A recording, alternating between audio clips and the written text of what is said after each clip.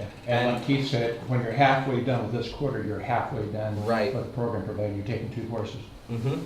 Absolutely. And honestly, this course, in case you were worried because of last courses, in case not a lot of stuff made sense to you, this course is largely going to just reinforce and edify the information you've already gained from the previous course. We'll add a little bit more, it'll be a little bit more in depth, and there's a little bit more emphasis on understanding the questions that are going to be thrown at you board-wise, and also understanding the concepts. But yeah.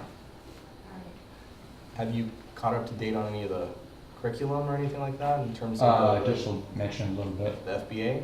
Say again? Could you tell her about the FBA? No, I was gonna let her, probably just need to give her a copy of my syllabus, photocopy it. Okay. I wanted to sign up first. Huh? I wanted to sign up first. You wanted to get her in the door and then scare her to death afterwards? Well, I thought you already signed up. Well, she's not sure yet, didn't you? I signed up for my 2 classes the other day, and for some reason, I guess I didn't confirm it. So I think I Okay. did yesterday, and I called registrar. You can never get a hold of a human online. Yeah, it's the same old Yeah. So registration. I That's- called them. that's You know how it after. is. It hasn't changed. In fact, it's gotten worse since you were a student. So I was. Oh, you're not hoping- encouraging me to take these I think I'm okay though. Hmm? I think I'm okay though. I think Okay. I'm on. There's no midterm, so good news first. There's no midterm. All right, that is good news because that's no big project. Still the same article reviews that you're gonna have to do. I've actually uploaded one already, so it's for your perusal. I wanted to do it earlier, but Blackboard's been giving me a lot of trouble. I haven't been able to upload any quizzes. I have the quizzes, I just haven't put them up on there. So quizzes take a little bit more of a forefront this time around. They're worth more, but again, you have the ability to take them as many times as you can. So there's really no, even if you're just using trial and error, because honestly, the purpose behind that is, believe it or not, the ones that you have the most difficulty understanding and getting right are going to be the ones that stick with you the longest. I can still remember the ones that I struggled with, and they really came in handy when I took the test, because some of my peers, I guess, aced that portion when they took the course and then struggled on that portion, and then, but I did, and I was like, oh, of course that's that, duh, you know, and it just made such a big impact on me that by the time I took the test, that was like second nature to me. It's like still one of the things I'm really strong in. The other thing though that's important is that there's an FBA. So what you need to do is well, there's a choice, either FBA or a final. And I still haven't got a consensus. Some people I think wanted to take the final because they're like, I kind of do and I don't at the same time. So the FBA, okay, is going to be similar to what was done last quarter at the end of the class, okay? The difference though is that you need to target an individual who has some behavior problem. Now you can work with someone, now that one of the ideas that came out in the class, and I'm not opposed to it, as long as it's not a relative, okay? Because then that we're crossing ethical guidelines, it's a very clear one. But you can work in pairs to basically say, okay, I've got this behavioral problem and I've got this behavioral problem, and you can try to help each other out, I guess, so to speak, by doing an FBA on each other, saying, okay, so the reason you're engaging this behavior based on what I've observed and based on the information I've gathered from you is because of this function. So what I recommend with you is this, and if I were to work with you, we would do this. So that is a possibility as well. If you have one thing that one person did last time I taught this course, which was really well, they had a neighbor, and that neighbor had a son. And the neighbor and the person were fairly close. And this son, though, was having a lot of delinquency problems in school, for lack of a better word. And they basically decided, okay, you can work on my son. You can observe my son, you can take data on my son, et cetera, et cetera. Now that's not crossing ethical boundaries because there's no relationship there except for this outside relationship. Now if you know that son really well, then it gets kind of fuzzy. But if you don't really know that son very well, if you don't know that child, and you know that child has clear behaviors, go ahead and work on that child. Remember, this isn't you actually doing therapy, it's just doing the processes of an FBA, and we're gonna go in much more in depth in this class on how to run one of those. You know, I'll provide you some documents on that you can use to take data if you don't have some of your own. So you don't have to worry about scrounging those up for yourselves and stuff like that.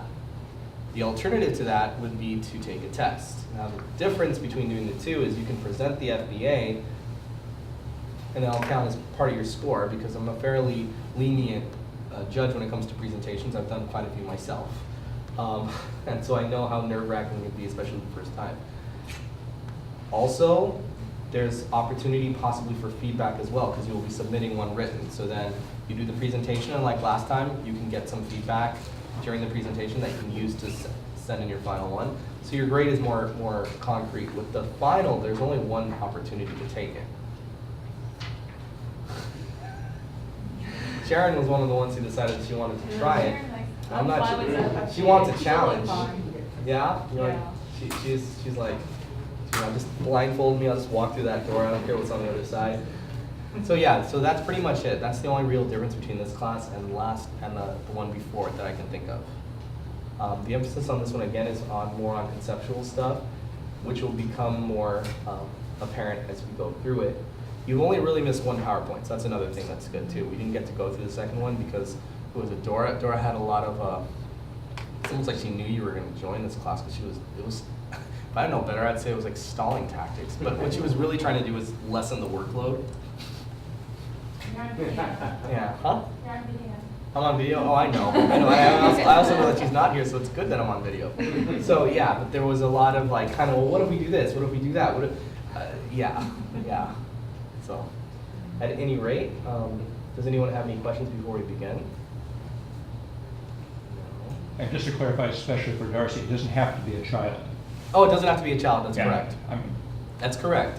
The reason a child would be easier in some ways. so as a physical therapist, she would have potentially. Oh, that's true. That's true. That is true. I mean, the one thing that you have to be careful about, there's always a worry about dual relationships. Now, an FBA doesn't necessarily mean that you're going to be implementing it for behavioral purposes in terms of like the classroom setting. Think about it this way. You can combine ABA with just about any science out there that deals with humankind or even animals for that matter. The only thing you really can't use it with is like something like anthropology or archaeology because it's the past. How are you going to affect the past in the present? You can't. That said, physical therapy is an awesome opportunity because like Jerry said, you're dealing with people who need to do things to get better. Oftentimes their motivations are not there, correct? They're depressed, they're despairing, they're tired, they're just not in a position. I don't want to get up and walk. I want to have my pity party. So they're motivated to not do things, right? Well, honestly, doing an FBA in that kind of situation is perfectly acceptable in my mind because you would be doing something similar anyway. The difference would be possibly the methodology. Of course, what I would do is I would get the client's consent, say, look, I'm going to want to run an assessment on you basically to see if I can help motivate you to do more. Is that okay with you? That's all you really need to say. Any of you who are working with other individuals like that, it can be similar. Children can be a little easier and difficult at the same time because children tend to be more honest about things because they're more oblivious. But on the other hand, you do have to get parental consent as opposed to if it's an adult, they give their own consent. So that, yeah, you have ample opportunity, like Jerry said, I guess, to use one of your clients, especially ones that are more obstinate and don't seem to want to do certain things. So, okay, good stuff. I wanted to kind of wait for Dora, but I guess there's the video. I warned her not to be late. Dock her. That feels so Oh, she was weird. here just a second ago. I know, what happened? I think she forgot something. Probably your handout. I tell you. All right, so last time, we ended kind of in the middle of this particular PowerPoint. We rushed through it, so let's take some more time to go through it. We're dealing with motivating operations, all right? So we're going to learn about two types of motivating operations. Do you remember what those two types are? Motivating operations can be one way to help you guys memorize this, especially those of you who like watching crime dramas, is motivating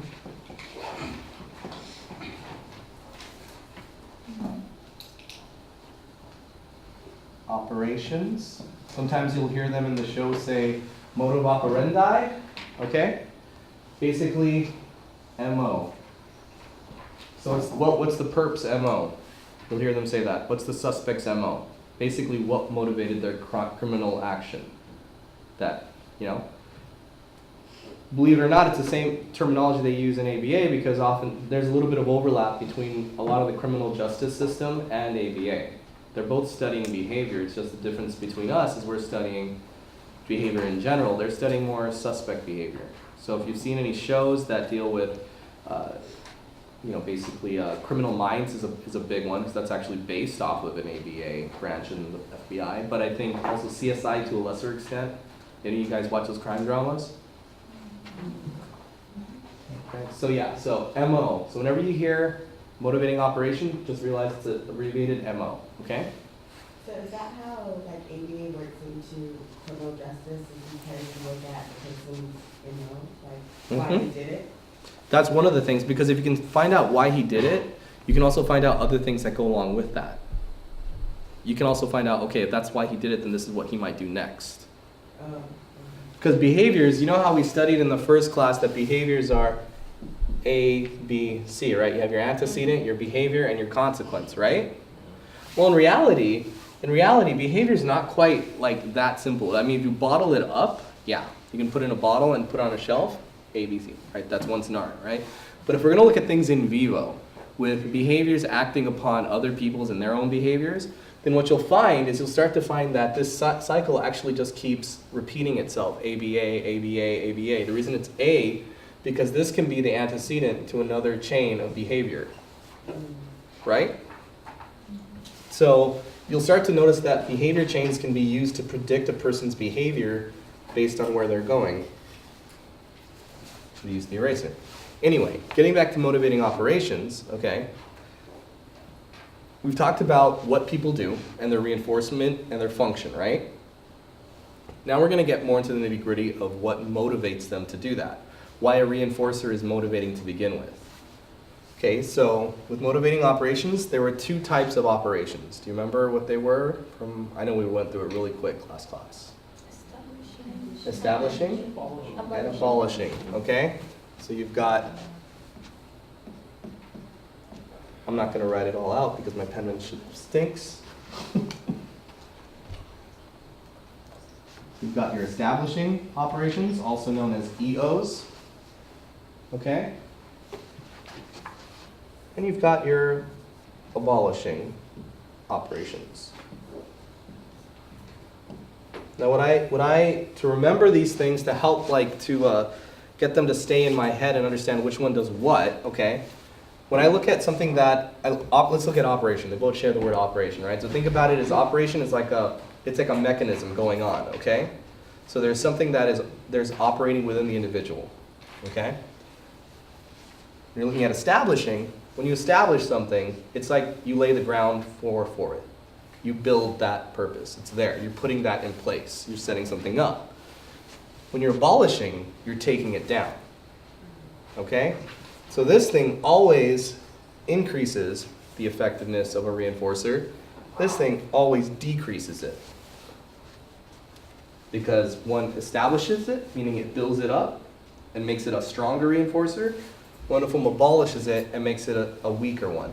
And it's not just for reinforcement, it's also for punishment too. Okay?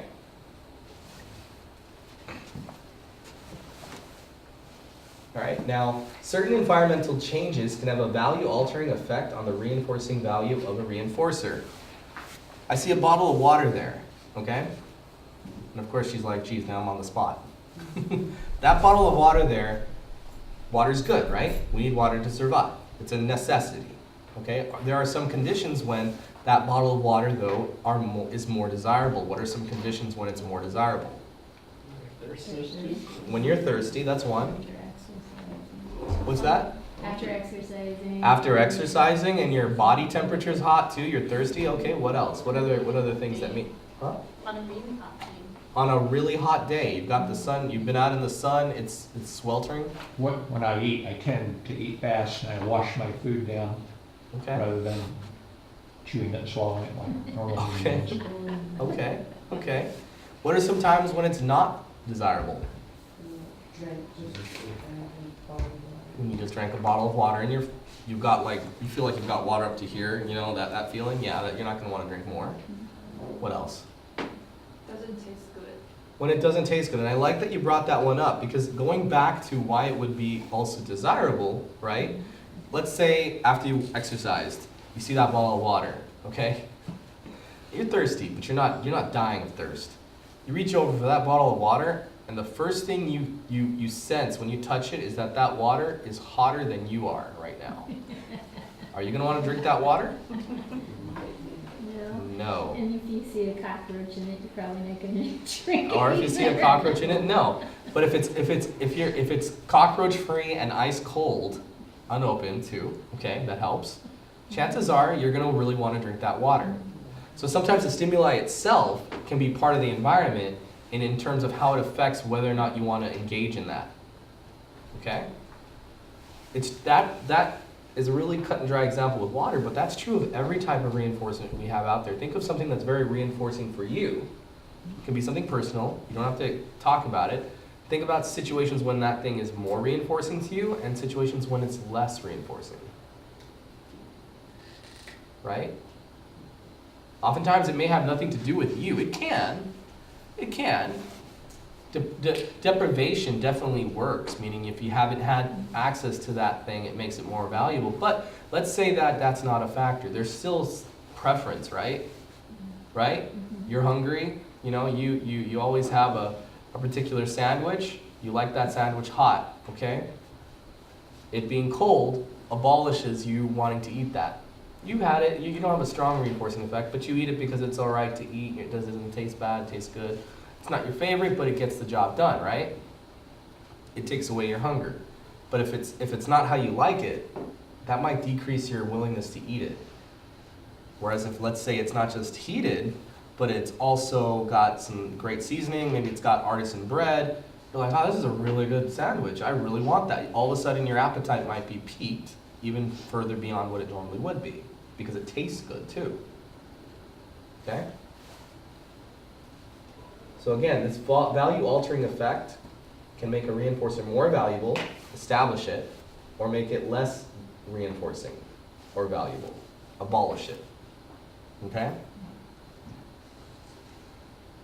Now, establishing operations increase the value of some outcome and increase the likelihood of occurrence of behaviors that in the past have been correlated with that change. So going back to the water example, okay? You touch that water bottle and you feel that it's hot. Well, let's say that you've exercised and you feel that it's cold, okay? To you, that increases your likelihood of grabbing the bottle, opening it, and drinking it. Because in the past, when you've been really hot and you've drunk cold, ice cold water, as long as you don't drink it too fast and as long as it's not too cold, it actually is really refreshing and you feel rejuvenated. That's the effect you want. That sensation of touching it, that sensation of knowing that water is there, functions as an EO for you drinking because you're more likely to drink it now. Now, if you see that bottle there and you touch it and it's hot, and you're already, you know, up there temperature-wise for whatever reason, and you don't like that feeling, you're not going to drink that. You're going to touch that, you're going to go, oh, wait a minute. In my past, when I've drunk water like that and I've been hot, that made me feel more hot, and it did something weird to my throat, and it was not a pleasant experience because it just did not feel refreshing.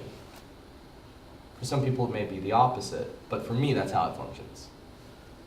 So that sensation of heat coming from that water is an abolishing operation. I don't understand how this connects to motivating operations. Like, is it just because it's These are two- connected to? These are actually two the forms of reinforcement? These motivating. are subcategories. Yeah. of the top one. These are two forms of motivating operations. There's only two forms. When you look at motivating operations, you're looking at motivation as to why someone did something or why they didn't do something, why they did something else, like why they escaped from that thing to do something else. Basically, you're looking at establishing and abolishing. So like in your example about the water is the reinforcer. Yeah? But if it's an establishment, but if you don't like water, or the water's hot when you touch it, then it's not a reinforcer anymore? It becomes less reinforcing. You would still probably drink it if you were dying of thirst because fluid is fluid, and if you're dehydrating it in a desert, you're not going to be picky. But if you have your druthers, you'd much rather it be on ice. That makes it much more likely. Basically what it means is that given your current state, okay, what's your propensity to do something? it's likely because something's reinforcing, right?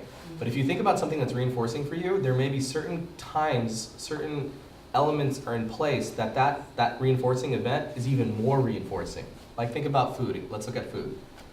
So food is good. Food takes away our hunger. It makes it so our tummies are full and not hurting, and we don't feel like we're digesting ourselves and barfing stomach acid. A lot of good things come when you eat food. You'd also avoid death. So when you're looking at food, right, it doesn't take a lot to do the job. I mean, it could be tasteless gruel, and it would still fill your body, even though it just was like, what is this? This is gross, but I'm eating it because at least I don't feel hungry anymore. All right? Now, your motivating operation to eat that is largely based on avoidance of death. But what if it wasn't gruel? What if it was your favorite delicacy? You'd be much more likely to want to eat that, because it's not just going to take away your appetite or your hunger. It's actually going to taste good, and you like the way that tastes. Maybe it's seasoned better. Maybe it's a better variety of it. Maybe it's a rare variety of it. What you really have to do is you have to look at a general category that you guys like for yourselves. Okay, like I happen to. What's something that I really like? That's really relatable. Well, you know what? I looked at Dora, so I can't stop thinking about chocolate right now. So okay, so chocolate comes in quite a few varieties, correct, Dora? Bad and good. And there are some that are really bad, and there's some that are really good, right? Oh, yeah. A lot of it has to do with, there's different types of chocolate. There's white, there's milk, there's dark, and there's various gradients in between. Are you more of a milk chocolate? I like the darkers. Oh, you like the darkers? Yeah. Super but dark not or? super, no. Okay, so you're more in the middle. You don't like it extremely just Yeah. raw milk chocolate. Right. At the same time, you don't like 98% dark. Right, and European better. Okay, and European's Yeah. better. Okay. Yeah. This is a perfect example, because if you look at that, where I put two chocolate bars on a table in front of Dora, one of them would be a Hershey's bar, okay? Hershey's cookies and cream bar, so I know it's completely out of her thing. It's chocolate, technically. And then on the other hand, there's this Godiva, or there's Lindt. some of this, what's that? It's a German one, I can't remember the name. I want to say Schleissmann, Schirchenberger. There's a bunch out there. But say it's one of those really great European ones, okay? Do you like Italian chocolates or British or English? Lindt, you know, Oh, Lindt. truffles. Okay, so- Truffles, oh, yeah. So boom, you look at Yeah, that. sure. They're both chocolate. Yeah. They're both chocolate, Mm. you know? She feels peckish for chocolate. Maybe she's a little addicted to the caffeine in it. Who knows? So she's peckish to the chocolate, but she's going to pick one of the two. One of them is going to have more of an establishing operation, and one's going to have more of an abolishing.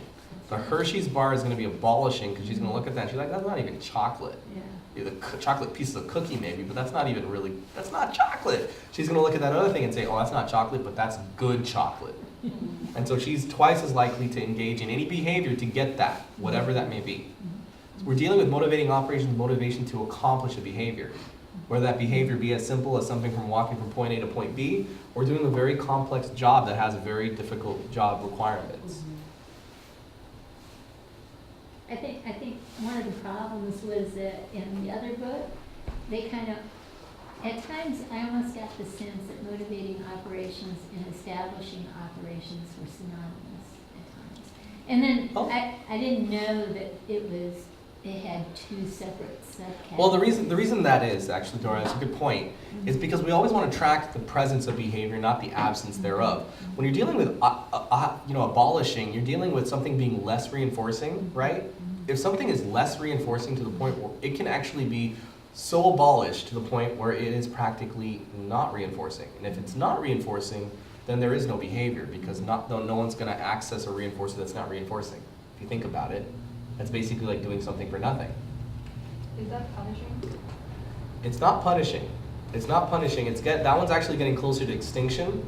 Remember, extinction is the middle ground between punishment and reinforcement. Think about it that way. Extinction lies in the middle.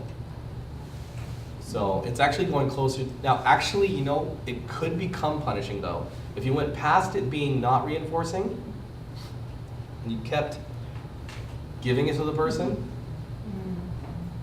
like in that example I told you where I had to give this kid water, and he could ask for it, but eventually after 20 minutes of a tantrum, he basically said, You know, basically grabbed the water after he said what he needed to say, and he just did this. He didn't pour it on me or anything. He wasn't trying to hit me or whatever. But he was basically communicating to me like, I don't want water, but he couldn't say that. And then I found out from his parents, oh yeah, he only drinks Gatorade and soda. So it's like, why are you making me make him ask for something that he doesn't want? Then if it does become, that can be, I don't know if you'd call it a punishment, you'd have to look and see what it does to the behavior. But it definitely becomes aversive and quite possibly torturous. So you want to avoid doing something like that. Now it's important to note though that reinforcers tend to become abolished over time anyway. Say that again? Reinforcers tend to become abolished over time anyway, unless you do something to make them more establishing. People got tired of it? Yes, people get tired of it, exactly.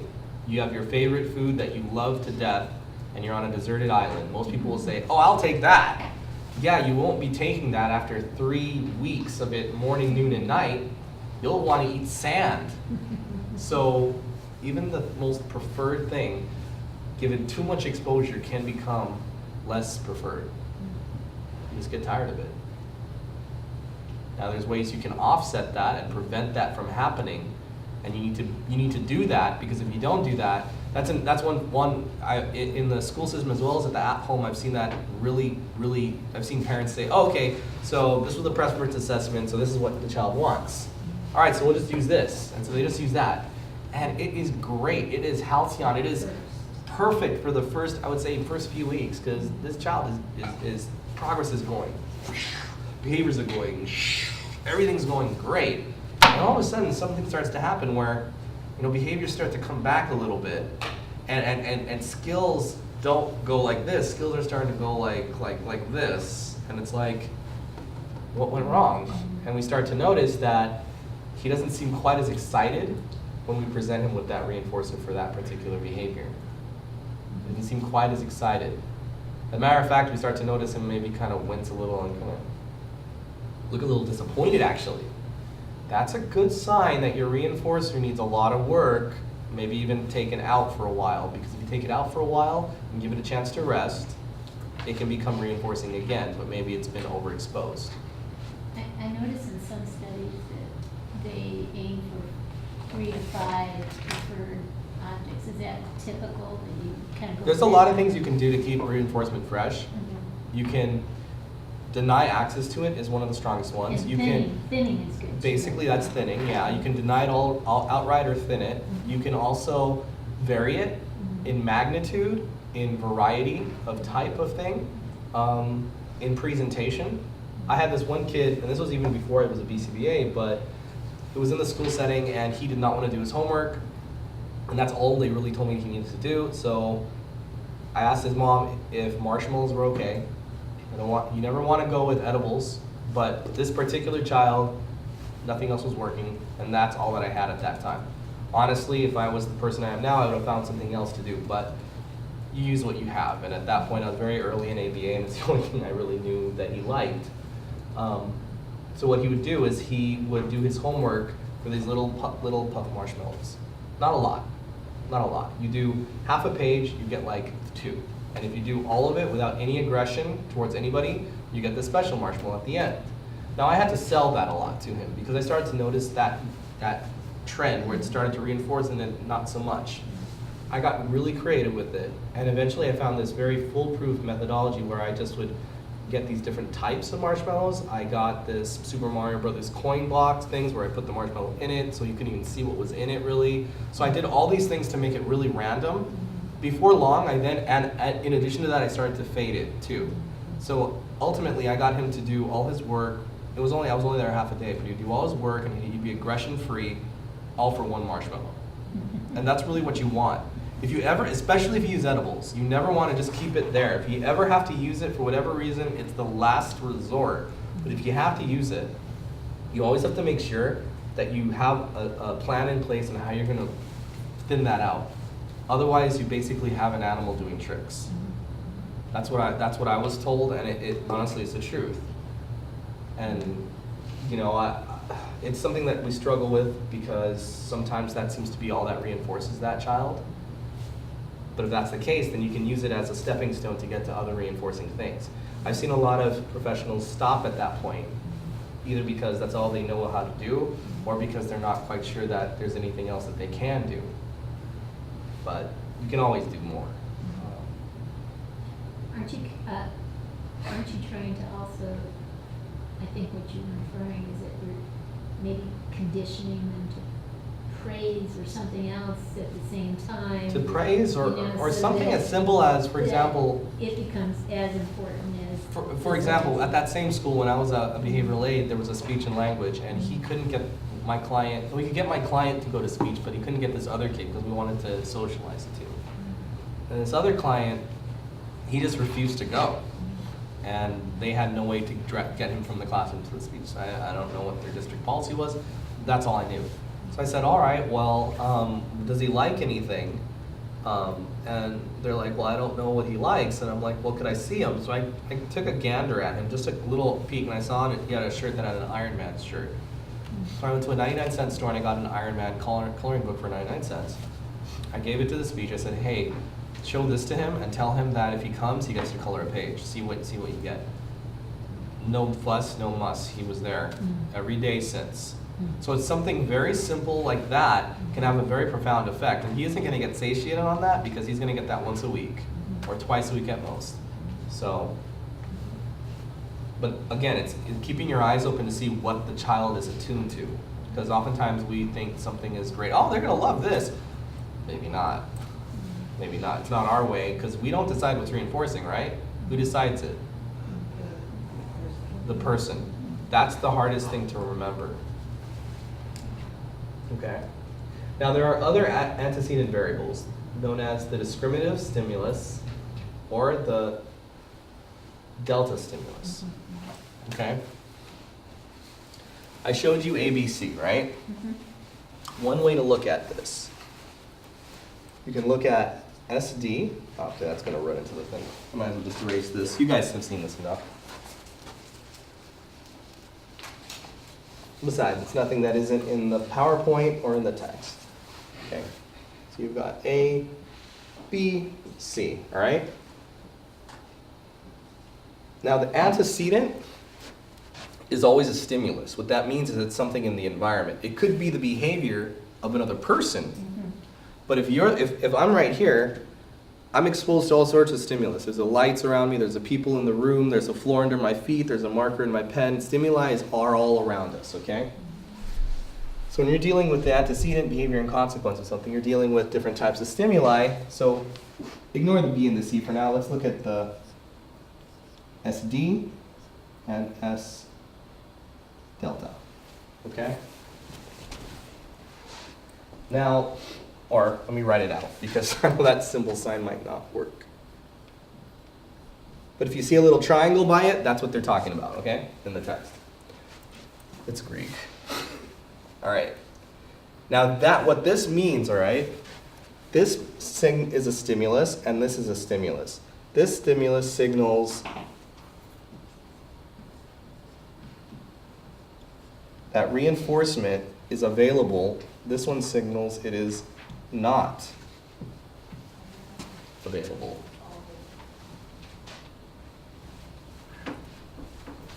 Now I know that may not make a lot of sense to you right off the bat. Let's go through some examples.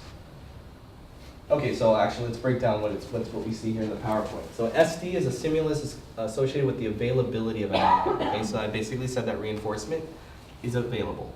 That outcome right here, that outcome, we're basically talking about reinforcement, right? Okay, so an S delta is a stimulus that is basically associated with an outcome not being available. So EOs increase the value of an SD as a reinforcer or punisher. AOs decrease the value of an SD as reinforcer or punisher. So you were asking how MOs kind of played it, or EOs and AOs kind of played into MOs. Well, it's more that MOs play into SDs and S deltas, and SDPs as well, but we're not going to touch those just yet, because that's basically meaning the availability of a punisher. So if something is establishing, okay, then that means that it's making that available reinforcement more valuable, not more available. This is where a lot of people get kind of hung up on, because they look at that and they say, well, are EOs and AOs antecedents? They're not antecedents per se. They do come before, but they augment the antecedent. They change the antecedent some way. They either make it more valuable or less so. They make it more desirable or less so. So I'm hunting for coins. Okay. Second life, alright? And I see someone who likes to really steal and they're really quick, Okay. right? So I don't go for those coins when they're around the Right, area. because that's Yeah. that to you has Yeah. that Yeah. person's presence. Right. Presence makes it less likely for me to Right. be in Signals that there's not I'm as- gonna go yeah. someplace else where I know somebody else is slower, Right. and I'm gonna be more likely to get those coins. Right. Or if no one else is around, Or, exactly. because then those coins, Or the mine. coins are there either way. The coins are there either way, and you can click on them either way. Exactly, But exactly. because of the presence of an additional individual, that has changed things a little bit. So that's one way to look at it as well. Now, here's some examples of EOs. So being tired, that's an EO for sleep, right? Like at the end of this class. Being hungry, that's an EO for food, right? Food tastes better to you when you're hungry, even food that may not taste that good to begin with, but you're hungry enough that it tastes good, right? Being bored can be an EO for fun or activity. Maybe even things that aren't that fun. Like maybe you don't like watching sports, but there's nothing else to do. Like literally nothing else to do. So you're like, well, I might as well watch this. Or sleep. But I mean, there's nothing else to do, so you're gonna do an activity that's fun. Or going a long time without talking to someone. That can be an EO to call that person or to meet up with them, right? An old friend you haven't seen for a long time. Poor economy and a lack of jobs. That could be an EO to go back to school and acquire a new skill or trade, like ABA, So for like like I did. the for being tired, so being tired is the antecedent? It's not an antecedent per se, okay? The antecedent to going to bed, assuming that you like to sleep in your bed, would be the sight of your bed. That's the stimulus that says, okay, it's bedtime. Like, or maybe seeing that it's bedtime on the clock, because you know if you don't go to bed now, you're not gonna be able to wake up on time tomorrow, your boss is gonna yell at you, and there's a whole bunch of negative consequences that go with that. So it's time for bed. That's telling you that bed is available. What tells you whether or not you want to go to bed is whether you're tired or not. What if instead of being tired, you're like on edge because you just had a double shot espresso and you're wired. You don't want to go to bed. Going to sleep is the last thing on your mind because you're just going to be in bed going like this and sweating and blinking, and it's no fun, right? Being tired is a state of being, correct? Being tired makes you more likely to want to go to bed. Being tired can be an AO though. What can it be an AO for?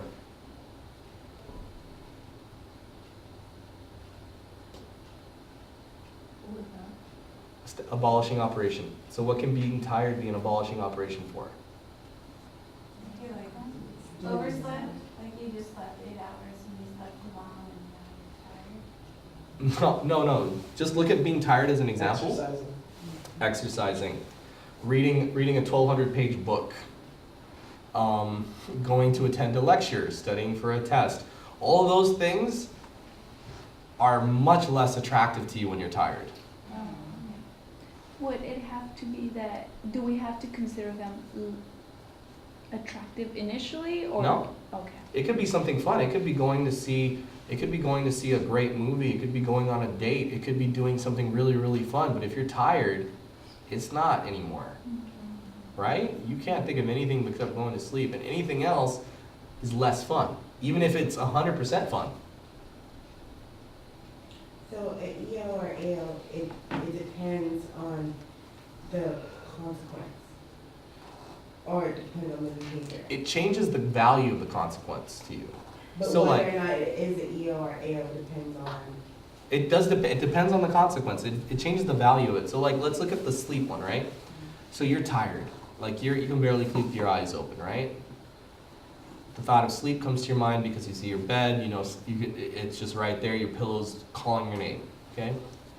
What's the consequence of sleeping if you're tired? You go to sleep. Then you go to bed, I mean. Chances are you're gonna be out like that, right? And then you're gonna wake up the next morning feeling rested and refreshed, assuming nothing else happens, correct? So that's the consequence of sleeping when you're tired. What's the consequence of staying up for another 12 hours when you're tired? You're gonna probably feel like you wanna crawl in a hole and die, you're not gonna see straight. Who wants to be in that state, right? So being tired is an EO for going to sleep, but it's an AO for staying up. Even if it's something incredibly fun, even if it's talking with a friend you haven't talked to for years or going out doing whatever, you're not gonna wanna do it, you're tired. It's because you know what's gonna happen to you. If you're tired before you go there, what's the consequence? It's gonna be even worse, right? So being tired functions as an abolishing operation for activity, basically. You do wanna go to bed, that's all you wanna do. Let's look at another one too, let's look at food, being hungry, right? Being hungry, you want to eat food. It's an establishing operation for food because you're feeling the hunger pangs, correct? What's the consequence of eating food, assuming it's a good food? Pain goes away, you feel good, right? As long as you don't overeat, right? You're hungry and you choose not to eat. What's the consequence? Hunger pangs are even worse, maybe dry heaving. Worst case scenario, you're going to the hospital for an IV. So if you're looking at that, then okay, so the consequences of me eating are much more valuable right now because I'm hungry. The consequences of me doing something else that prevents me from eating are much less, they're abolished. The reasons, the motivation for that is abolished because I don't want to go to the hospital, or worse yet, die, right? So when you're looking at AOs and EOs, you're looking at the consequence and how valuable that consequence is to you because of that state. So a good example is you get pulled over by a cop for a ticket. Okay? Cop writes you a ticket. Okay? An EO, okay, for you to tear up that ticket or to just whatever, pay that ticket and say whatever and continue speeding is if you are so fabulously wealthy that that money that you just spent on that ticket, it's like, whatever, right? An AO for you to continue speeding in the future because of that ticket is if you don't have that kind of money and that really hurts you and you have to go to traffic school to get that off your record and just a whole bunch of hassle. Okay, so then that means then given that state of wealthy versus not wealthy, the ticket has a different value, correct? Okay, so that's another way of looking at it. We're looking at consequences. And don't worry, there's a lot more that we're gonna go through. Okay, so for example, sleeping for 8 hours and waking up, that's an AO for sleep, right? Because you just woke up, you just slept a good 8 hours. Are you gonna wanna go back and sleep? Have any of you ever done that? Like when you're sick or when you broke a bone or you have to go back and get some rest and you already slept for 8 hours and you have to go back to bed? That's torturous, isn't it? You don't wanna sleep. You feel tired after. Well, if you feel tired, but if you don't feel tired. You feel tired after that 2 8 hours sleep. You feel more tired than you were. Yeah, because they're forcing you to go back to sleep, and it's exertion trying to force yourself to go back to sleep. So that's an AO to go back to sleep. You want to wake up. You want to do other things. Eating at a buffet is definitely an AO for food after you've eaten, right? You had your second plate of food. Are you going to really want to go back for another 2 plates? No, what's going to happen if you do? It's not going to be good. You're going to get sick. You're going to throw up. Like Jerry, apparently. You used to when he was eating so much, he rolled out of the restaurant. Okay, it's definitely TMI. But how about this? How about this? Spending the day having fun or playing. So you had a great time. You just did whatever you did for fun. You've had it. You've watched TV all day. You just had a great time having fun. And someone says, "Oh, hey, let's go do that thing again." Well, let's go to Universal Studios. Or how about this? You went to the movies, all right? You went to the movies and you theater hopped and you saw like 2 or 3 movies. And then a friend calls you up just about an hour later saying, "Hey, dude, let's go catch a flick." Are you gonna want to go watch a movie? Probably not. You just spent 6 hours in the theater already. right? You're pretty tired of that. I mean, I don't know who would do that, but come on, right? Talking to a friend on the phone for 3 hours is definitely an AO to call that person and meet up with them right away. Right? I mean, you can like somebody, but come on. We just talked for 3 hours. Really? Let's give it some time. Let's cool this down a little bit, and then we'll talk again, right? Great success in your current line of work and good pay is definitely an AO to go back to school and acquire a new skill or trade. Most people, if they're successful, will not do it, the exception being Dora and Keith. And anybody else in the room who I missed. Chances are most people, unless they are forced to because of their trade and forced to get continuing education, will say, all right, that's enough school. I'm making enough money. I'm successful. I don't need to do anything else, right? It takes a person with a lot of foresight, maybe an experience, for example, losing your job to realize, okay, you have to stay ahead of the curve. So losing your job functions as an EO to taking more classes. Okay, now there's two ways, now that we've talked about EOs and AOs, we can break down motivating operations further, because we need to. And I saw Jerry's eyebrows go up, and he's like, this isn't what I paid for. Okay, so you can look at motivating operations in two ways. One of them are conditioned motivating operations, CMOs. And again, this shouldn't be new information to you. If it is, well, welcome. If it's not, then this should be stuff that you've already heard, but maybe in a different light. There's also unconditioned motivating operations, meaning you didn't need any past experience to acquire them. Okay? So UMOs, or unconditioned motivating operations, are inborn and necessary for survival at a basic level. Okay, so we're looking at breathing, eating, drinking, sleep, sexual stimulation, activity, temperature regulation, and pain and tissue damage. Okay, all those things are motivating operations, and once you experience those things, they elicit certain behaviors that are not going to be conditioned. You pretty much have them from birth.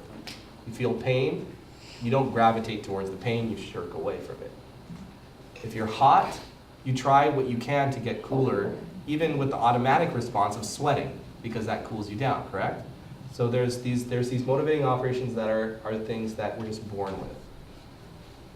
Consequently, these make these much more powerful than the ones that are conditioned, because they are almost what you could call primal, in the sense that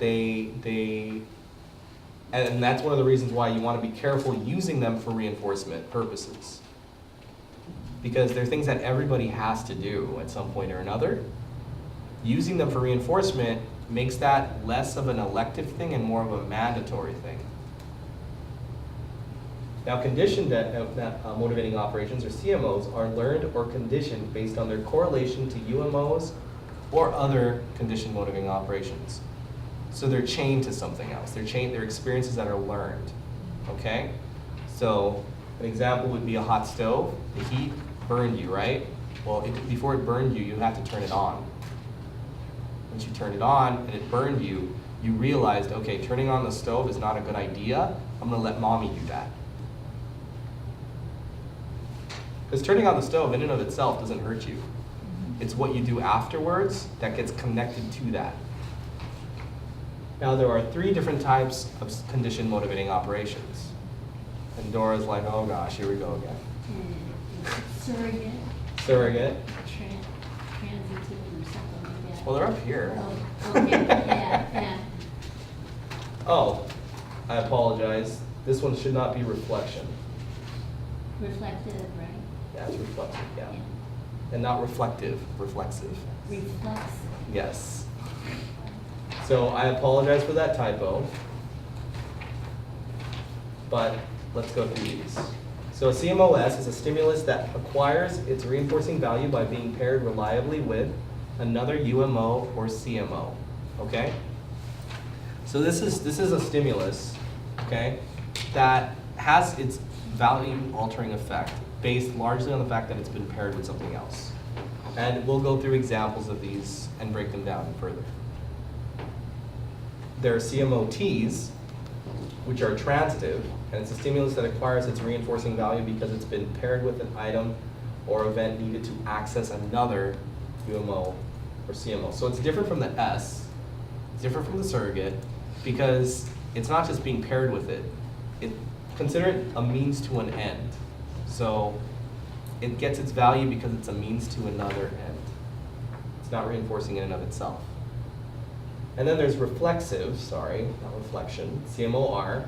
This is a stimulus that requires its reinforcing value by systematically proceeding, avoiding worsening conditions, and establish its value for its own termination. Now that's true, it can be used for the positive, but generally speaking, this is one where you're looking at negative. An example of this would be you're crossing the street and you turn and you see a car coming at you way too fast, it's a ways off, and you find yourself walking across the crosswalk faster. Because you know if that car touches you, it's not going to touch you gently. Because you've been hit by other things in your past that were smaller and didn't hurt you as much. So just seeing that caused a response in you to get the heck out of the way. Okay? Now, here's an example of a CMOS. Seeing the sun outside and pairing it with a hot day increases the value of getting a bottle of water for the day. Okay? So you're seeing the sun outside. You're not outside. You're in your temperature-controlled room. You look outside and you see the sun. So you get a bottle of ice-cold water. How many of you have done that? And then once you stepped outside, you realize that, yeah, the sun's outside, but it is not hot out here. It is cold, right? We've all done that. Oh, it's a sunshiny day. It must be hot. Let's get. What I do now is I touch the window because I don't trust my eyes anymore because I paired that. Oh, the sun's out. It's hot, and I get this ice cold water, and I'm carrying ice cold water, and it's freezing outside. I don't want to hold on to something cold when it's cold outside. Who wants to do that? Okay, CMOT. You get the attention of a waiter because it's valuable to get your order to get your food, right? How many of you go and say, waiter, or you try to flag the waiter down, the waiter comes over and you go, how are you doing today? What are your thoughts on the new administration policies in the White House? Yeah? Well, hey, you have a great one. Is that how you guys interact with your water or with your waiter? No. No, what do you say? Ready to order. I'm ready to order. I'd like this, right? Because the waiter isn't there for a social call. They're on the job. And you're not there because you want to socialize with the waiter, generally speaking, assuming you have good morals. So, assuming you're not there for for ulterior motives. You're there to order food from that waiter, correct? Okay. So that waiter's attention is important, not because you want their attention, but because you want them to take your order and then go about their business. As a CMOR is the we need to talk, being paired with having long discussion with your spouse that ends with you sleeping on the couch, or the silent treatment increases the value of you avoiding that behavior, basically having that talk. Say, oh, I gotta go. I gotta go. I'm gonna be home late. This hasn't happened to me. I just watch so many sitcoms. You're giving us way too much information. Well, actually, in all honesty, my wife and I have never had that conversation like that. So, but I hear a lot of people have. A lot of people have. How long you been married? Yeah. It's time yet, is what you're saying, right? I think it's June, wasn't it? Yeah. Okay, so one thing to remember about MOs is, like reinforcers, they're idiosyncratic. They're unique to the individual. And each individual reacts to them differently. So let's look at an example that I like to throw out. How many of you, by show of hands, like temperatures that are warmer? In general, outside temperatures that are warmer. Oh, come on, only one person, two.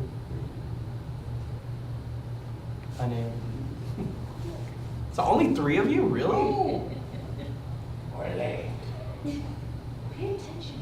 I know, jeez. So only 3 of you guys like warmer temperatures? You guys all like colder? Yeah. So much fun. Guys like colder temperatures? That's ridiculous. No. Well, it's ridiculous to me because I like hotter temperatures. But anyway, looking at it that way, all right? The rest of you then who didn't raise your hands, you like temperatures that are colder, right? So one of the EOs, one of the unconditioned EOs would be changing temperature depending on how it is. So those of you who like warmer temperatures, if you feel the air conditioner turn on, which I just recently did, you guys are going to want to shut that off, right? Like seriously, you don't want to shut that off? Those of you who like colder temperatures, which unfortunately the majority in this room seem to be okay with that. So you guys are thrilled. So I guess we're just stuck with it, Keith. Talk to Dora about it. So that's an example. What's another example of an EO or an MO rather? It doesn't have to be an EO. Of an MO that might be in variance between individuals. Chocolate's a good one. Volume of the television. Volume of a television, or actually sounds in general. Okay, how many of you individuals, by show of hands, prefer things to be louder? I think I'm just right, except Darcy says it's too loud. Well, some people like, I can tell these people like concerts, right? You like going to places where the music's loud? No? Not that Not loud. that loud? Not that loud. How loud then? I don't go to concerts, I don't know, to be honest. Well, not concerts, forget concerts. I mean, forget concerts, but just sounds in general, right? You prefer them louder than softer, okay. Sometimes it's just, because you hear them more clearly, right? Okay. There's others that didn't raise their hand that prefer things to be more calm and tranquil, and maybe not so loud. You would not do well living in an apartment next to a freeway. Some of you might. Some of you might say, well, it doesn't bother me. Honestly, I can just zone it out. It's white noise, it puts me to sleep. Again, that's an example of an EO that can affect various behaviors and how it's very unique to the individual encountering it. So you can't just say, oh, okay, yeah, this person hasn't eaten for an hour, so I'm sure they're hungry. Let's use the enticement of possibly a snack time or a break time to do some work. They may not be hungry. They may be able to go a long time. Or, okay, they just went and ran for a good 5-10 minutes. Let's assume that that's a good AO for them wanting to run around some more. No, maybe they could have run for a good 40 minutes. Maybe you need to look at a different way to reduce that, right? Right? Now here's some examples of MOs by access and escape. Because remember the first class where we talked about the functions a little more in depth? Okay, so access, we can look at various, these are various EOs, right? Deprived of physical attention can be an EO for accessing attention, right? Because you haven't had a lot of attention all day. Maybe you come from an environment where no one pays attention to you at all. All of a sudden your behavior is doing nothing but trying to access attention, because that's such a strong reinforcer now. Ingested salt. Wow, it's amazing how thirsty you can get after you've eaten salted peanuts or any type of salted sunflower seeds or nuts, right? That water just tastes so much better to you when you're parched. And if you like to watch TV and you haven't been able to watch it because of a power outage or because you have your favorite shows, your cable was out, whatever, it's amazing how, I guess we kind of lose that in the TiVo age, but it's amazing how being deprived of access to a particular entertainment modality, maybe it's not TV, maybe it's something else, makes that thing so much more enticing.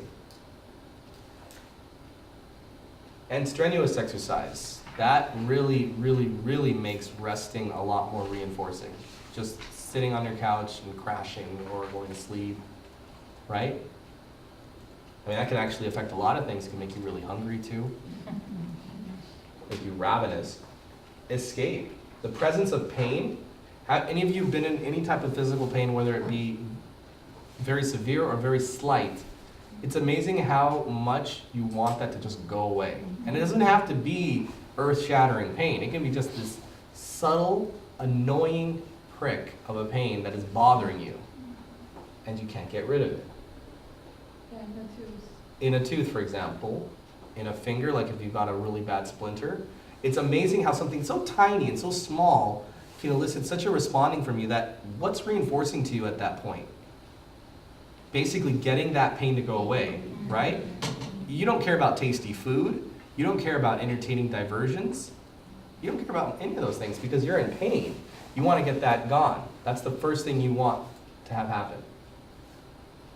The presence of auditory hallucinations. yeah, it would be nice to definitely escape those, right? Again, you'd have no pleasure from anything in life until those went away. You keep hearing things. And we're going to assume they're not voices that are telling you to do bad things. Let's just assume that they're noises, right? That can be incredibly debilitating, and you definitely want to escape from those things.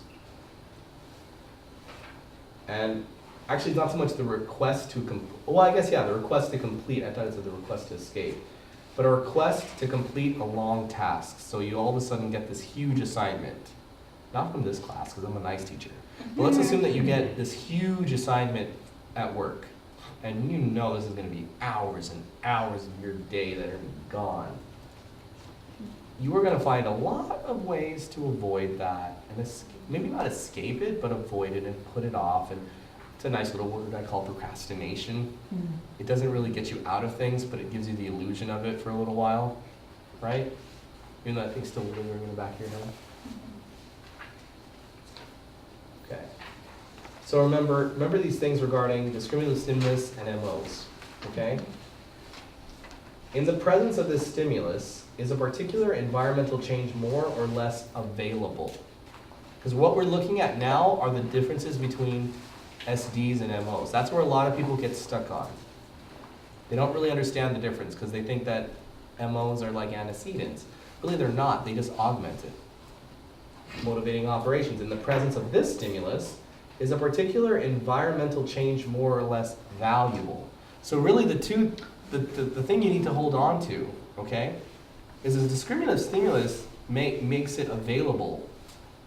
Motivating operation makes it valuable or less available if it's a discriminating stimulus. For example, a McDonald's sign, okay? You see a McDonald's sign as you're driving? Does that make the McDonald's food more available or more delicious? More available, okay? Now, does that make Burger King food available or delicious? No. So one thing that can function as a discriminative stimulus for one thing can function as a discriminative delta for another.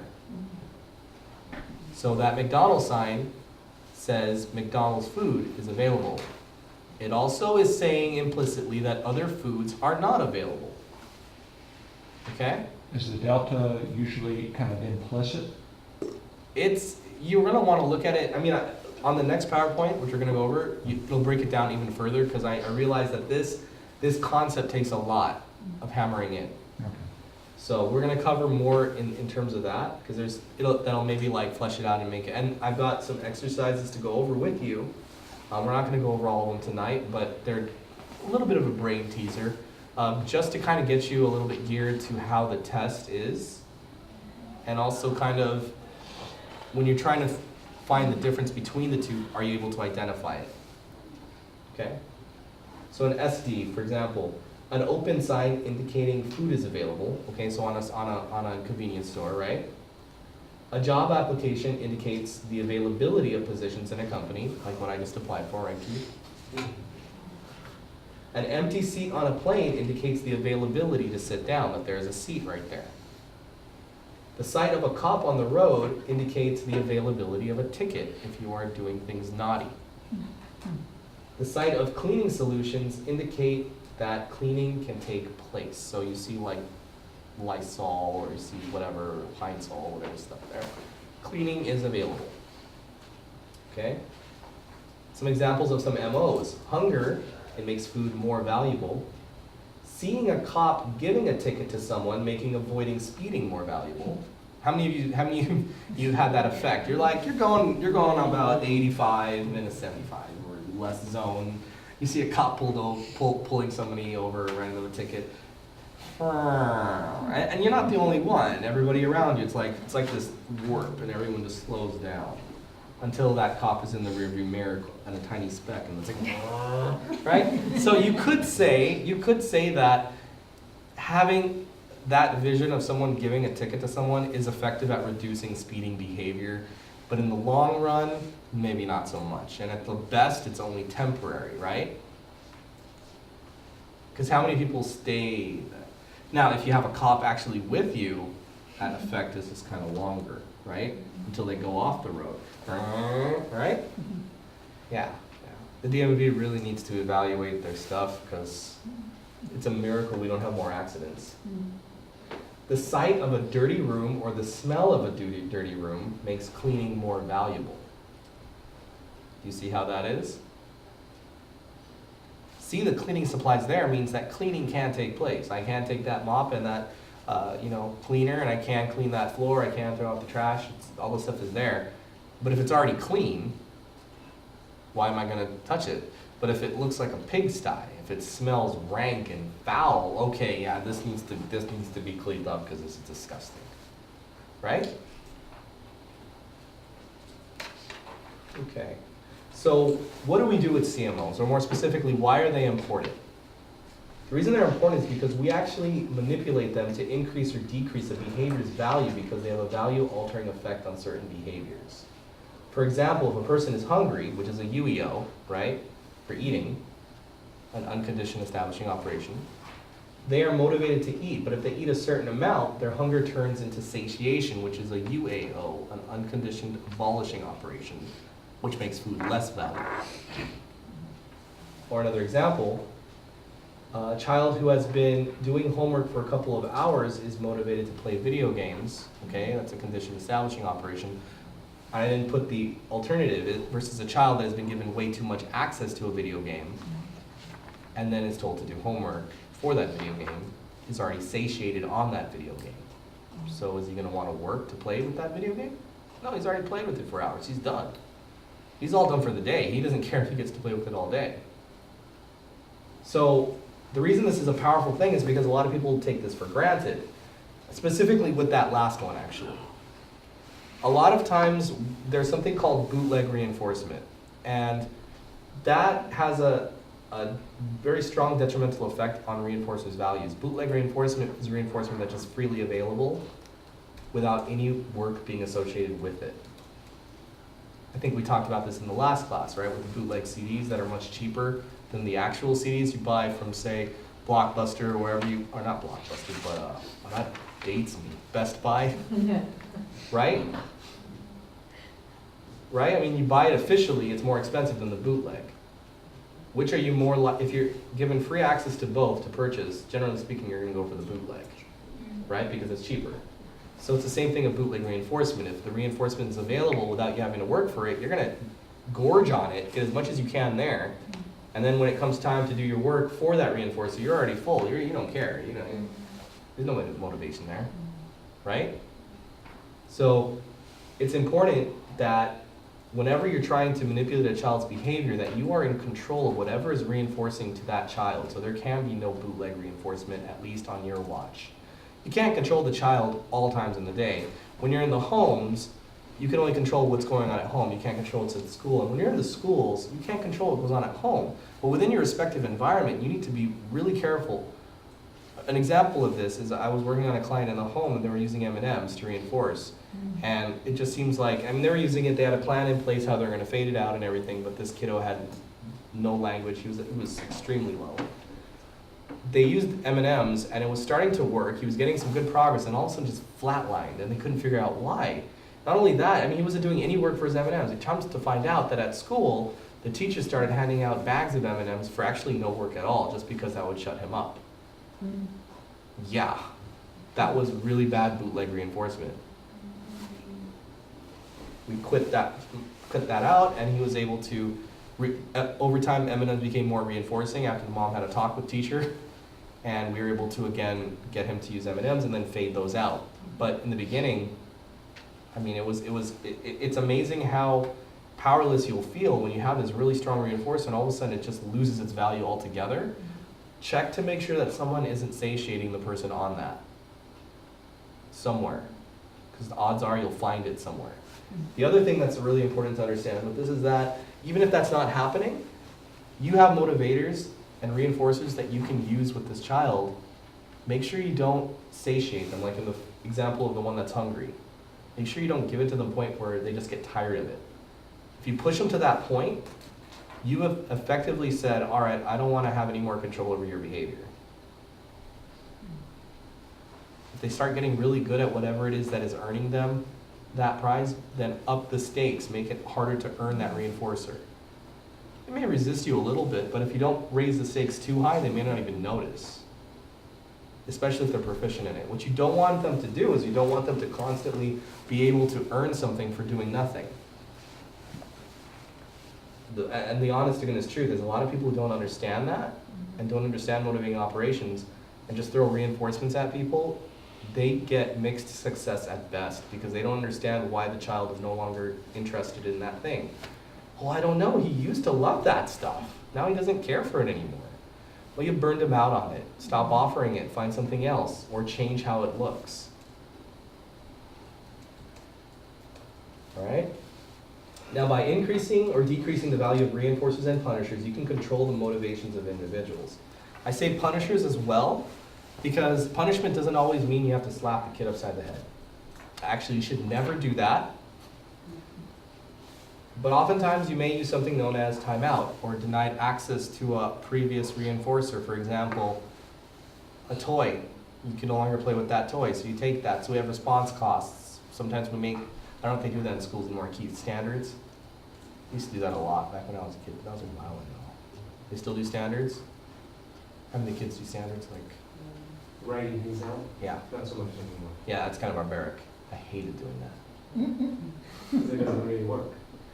Not really, not really. Especially if it's not linked to the function of the behavior. You know, if it's just busy work, it's just busy work. But there may be other types of overcorrection that they do.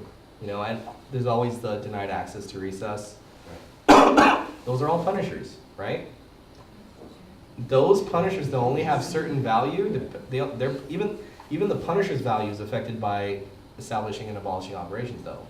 All right? So you said, okay, you don't get access to recess. Well, if this is a child that doesn't have good social skills and good play skills outside at recess and usually just sits in a corner anyway at recess because he doesn't play with anyone, he'll be fine doing that in the classroom too. So maybe that state and that skill set that he has is an abolishing operation to the effectiveness of that as a punisher. Maybe you need to rethink that. Maybe not even use it at all, to be honest, if it's not serving the purpose. Also, I mean, you can look at other types of things like, in timeouts in general are complete waste of time unless you have a time in. And when a time in is a state where that child is extremely reinforced by being there. You can tell they're having a great blast. If they're not having that, then a timeout is completely inappropriate because it's a guarantee you it's not going to have any effect. They're not going to miss it. The time in is what they're going to miss. So that's, again, looking at establishing operations. If there is no time in condition, then your timeout is going to be much less effective. The kids that you see it work on are the kids that love to play with their friends. Recess is extremely reinforcing to them because it's a time where they get to socialize and have fun, and they've just lost it. That functions as establishing operation for the punishing value of that. Now again, you don't have to always look at things in terms of punishment. Look at it more in terms of reinforcement. Punishments are options, but use them in conjunctions with reinforcements if you ever have to use them at all. Now, strategies we can use can be categorized in antecedent and consequent strategies before and after. So you can look at manipulating motivating operations based on either consequence or the antecedents that are happening. Okay, so say you know that so-and-so is going to be put on timeout. Well, what you can do is you can make a really reinforcing event happen at recess so that that effect is now felt, so that social skills are not an issue. Maybe it can be a rare recess activity that he really enjoys, and now, because he's been put on timeout, that's actually gonna have a stronger effect, correct? But that's a consequence strategy. If you want to do an antecedent, you might want to say, okay, you know what, Johnny, we're gonna have this really fun thing happening at recess. We're gonna be doing this, this, and this, and this. I don't want you to miss out on it. How about you finish your homework so you can play? Because everyone else is really excited. I really want you to have fun. That's more of an antecedent because that's before he's acted out. Okay? You can always look at things in terms of consequent or antecedent. It's always better to use antecedent because consequence should just be to halt future occurrences of behavior. Antecedents seek to prevent them altogether. So that's food for thought. Now the text has a table with quite a few examples of antecedent strategies. Those of you who don't have Sapani Shock, I apologize. It's on table 1.7 and 1.8. Do any of you have your book? Did you get it?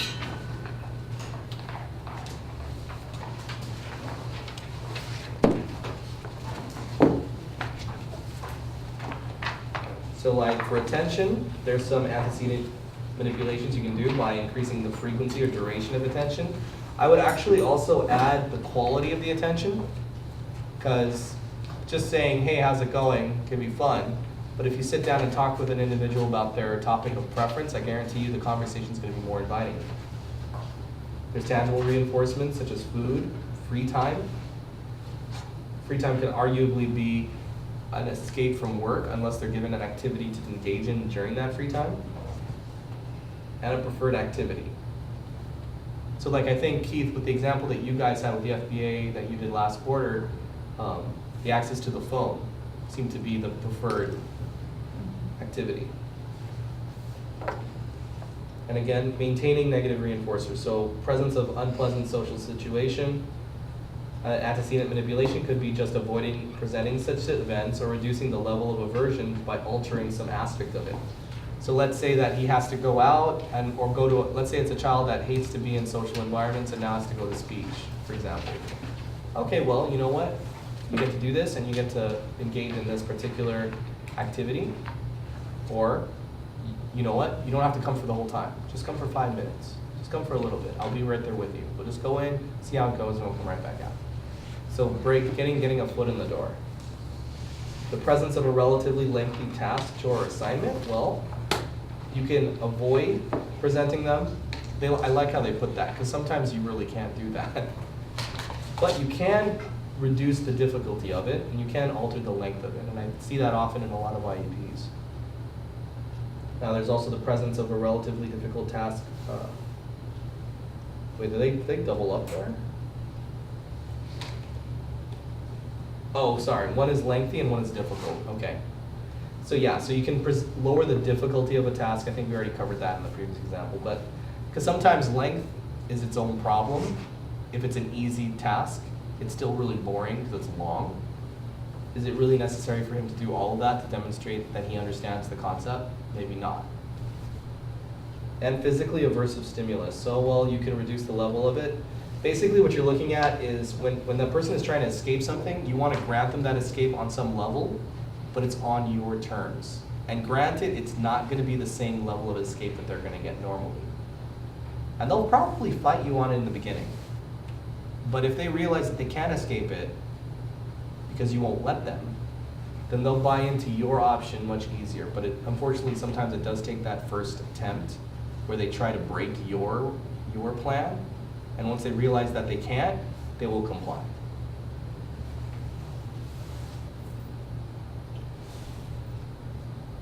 Okay, so the following strategies will decrease the MO for a person engaging in behavior of the following function class. So, attention reinforce. If you increase the frequency of attention given before the behavior takes place, chances are the behavior is not going to take place to begin with. Okay, so if you know that the function of a behavior is attention, right? Like let's say they just like to get your attention by standing up in class or by making farting noises or whatever, right? If you pair this with extinction, it's 100% effective. If you just do this by itself, it's going to be effective, but it'll take a little bit more time. What you do is you basically give attention to the child whenever they are, at fixed intervals that they can't really time themselves. If you're giving them good attention, odds are they're not going to engage in the behavior to get more attention. And if they do, and you use extinction, meaning you don't reinforce those instances, you'll teach them a discrimination between that. If they really want your attention, they'll stop whatever they're doing, and they'll just engage in whatever it was that was getting the attention, which was just doing their work or just sitting quietly. Basically, what you want to look at this is getting attention functions as an AO for behaviors to get more attention, because you've already got the attention. What about a student who's seeking like the attention of his peers? That would be a similar strategy. You'd have to get some confederates on your side, but it would be a similar strategy. You would either position a certain block of time where he could socialize with his peers like that, or you could, like I said, have some confederates that would basically be giving him praise at fixed intervals and ignoring him when he engages on other stuff. Those Confederates, of course, would have to have their own reinforcement schedules in order to be on your side, but I've seen that work really well. It also feels kind of sneaky, almost like spy-like. It's like, I want you to do some things. They see like, oh, I have some secret assignments for you. Usually they buy into it. There's also tangible reinforcement. So if you increase the availability of a tangible, it makes the behavior that wants to get that or that's trying to get that tangible less valuable. So an example would be, if I tantrum because I want cookies, right? And every so often, whenever I do a particular assignment, I'm given as long as I'm continuing working, I'm getting a piece of a cookie here and there, here and there, here and there. Odds are I'm not going to engage in a behavior to get a cookie because I'm already getting what I'm getting, right? Right? I mean, I got what I wanted already. I don't. Why am I gonna tantrum? I'm probably gonna be actually full of cookie anyway. I'm gonna be done on cookie. Now, escape reinforcement. If you decrease the difficulty of the task or you avoid giving the task, the person's not going to engage in escape behavior to get away from a task they don't have to get away from. Right? Or if you provide them a venue for escape, but it's not on their terms like that. Now let's look at this. Johnny is a kiddo with problem behavior described as the following. All right? He frequently complains and throws a tantrum when presented with a class assignment. He complains that he never gets to play at recess because he loses it due to his behavior. So what's the first thing that we can do with this? Okay, so what does his function look like? Access to an activity. Access to an activity? Escape. Oh, escape. Escape what? Okay. So it could possibly be both. Odds are it's probably shared between, because if the consequence for him avoiding homework is now he gets put on timeout and the boy loses recess, they could probably be related. So Johnny doesn't get to play at recess because he tantrums. He tantrums in response to being assigned homework. So at the forefront, it looks like escape is at the forefront here, but that recess component is important. So what are some antecedent strategies that can be done to change this flow of behavior based on what we talked about? We know that he complains that he never gets to play at recess because he loses it due to his behavior. His behavior is the tantrum that he throws when he's presented an assignment. You could chunk the assignments down to more chewable levels, You could. so he's more likely to be successful. So you're reducing the difficulty, right? Right, okay. Or the length of it. What are some other ideas? If he completes a certain amount, then yes, recess instead of Okay. everything. Okay, so he earns recess time. It's another way to chain it together. It makes completing the homework much more valuable, because now it is the getting access to recess functions as an EO to doing homework. Because now the homework has value beyond just doing the homework itself. So those are both really good ideas.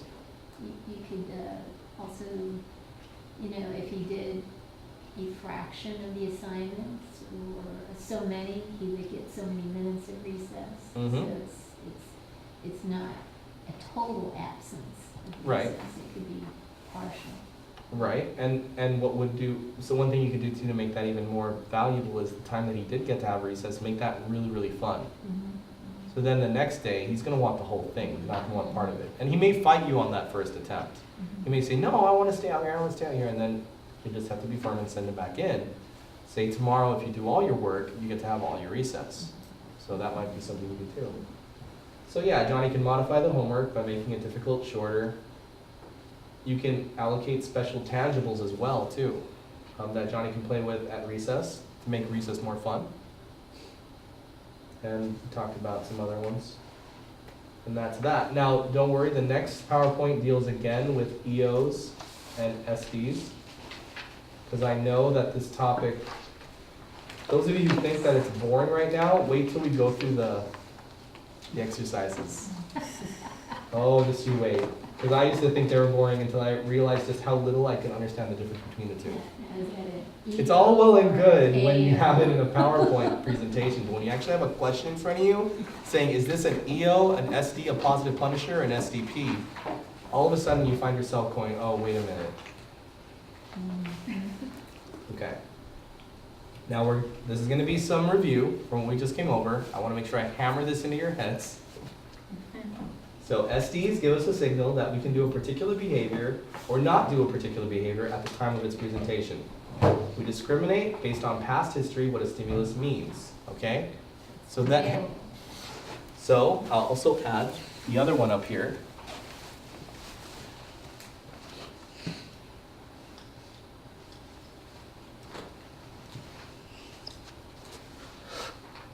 I'm just gonna put bad, because nobody wants that. SDP. The S isn't that clear, but yeah.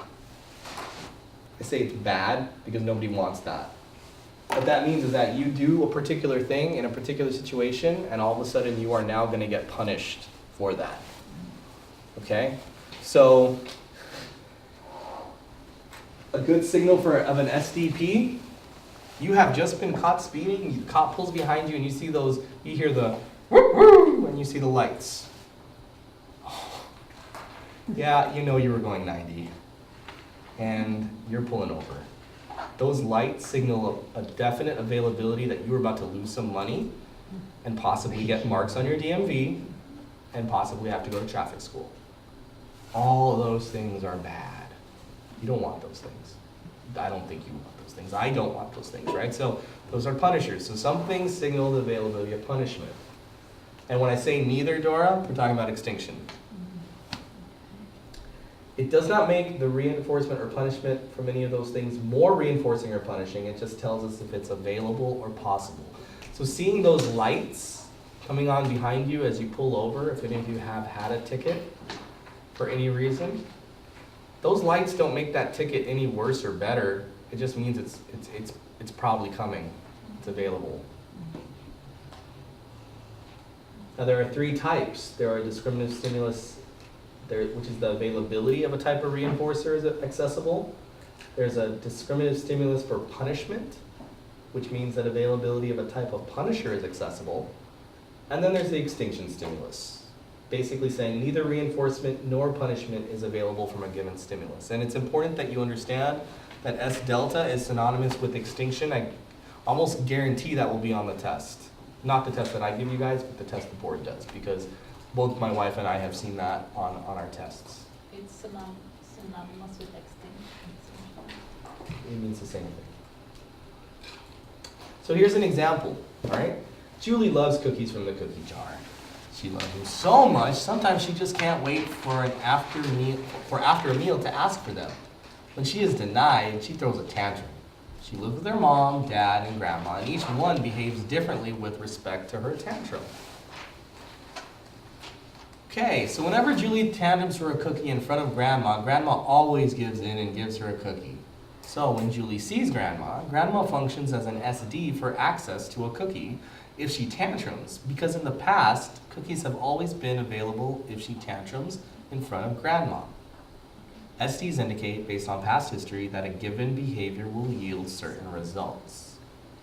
It's important that you look at this past history because you can't say something is an SD if they've never experienced that before. Because you don't know what that's going to function as to them. Okay? Whenever Julie tantrums for a cookie in front of dad, he just blocks out the crying and doesn't give Julie a cookie. And he does this with enough consistency that Julie no longer tantrums with dad because it does not lead to her receiving a cookie or anything else. When Julie sees dad, he functions as an S delta because he does not reinforce her tantrum with a cookie. So, dad doesn't say anything. Dad doesn't say, stop it, don't do that. Dad just keeps reading his paper. You're not going to cry at a wall because the wall's not going to give you a cookie. You're not going to cry at dad who doesn't respond to you because he's reading his paper. Right? It's not punishment because nothing happened to Julie. Now, this one, something did happen to Julie. So whenever Julie throws a tantrum in front of mom, She responds by not only giving her she responds by not only not giving her a cookie, but actually puts Julie in timeout. Julie, though through consistency, comes to see mother as an SDP or punisher with regards to tantrum behavior for a cookie because mom consistently puts her in timeout when she throws a tantrum. Okay, so she doesn't tantrum in front of mom for cookies either. Now, one thing that is different between these two examples, I always get this question, well then what's the difference between the extinction and the SDP? Because they both led to no longer asking. Well, the difference in this is that the consequences, there actually is a pretty significant difference because dad didn't do anything. Mom went the extra step and went and put her in timeout. The net result is she doesn't tantrum in front of either of them. But one of them went through the process very differently than the other. Now, one thing that's important to note, punishment functions largely on the CMOR scale, meaning you want to avoid it, okay? You want to avoid that consequence. Consequently, those kind of behaviors tend to, shall we say, they have their own EOs and AOs associated with them. All right? So, timeout. How long of a timeout? I didn't say, right? We just assume it's amount of time that's sufficient for Julie to learn her lesson, correct?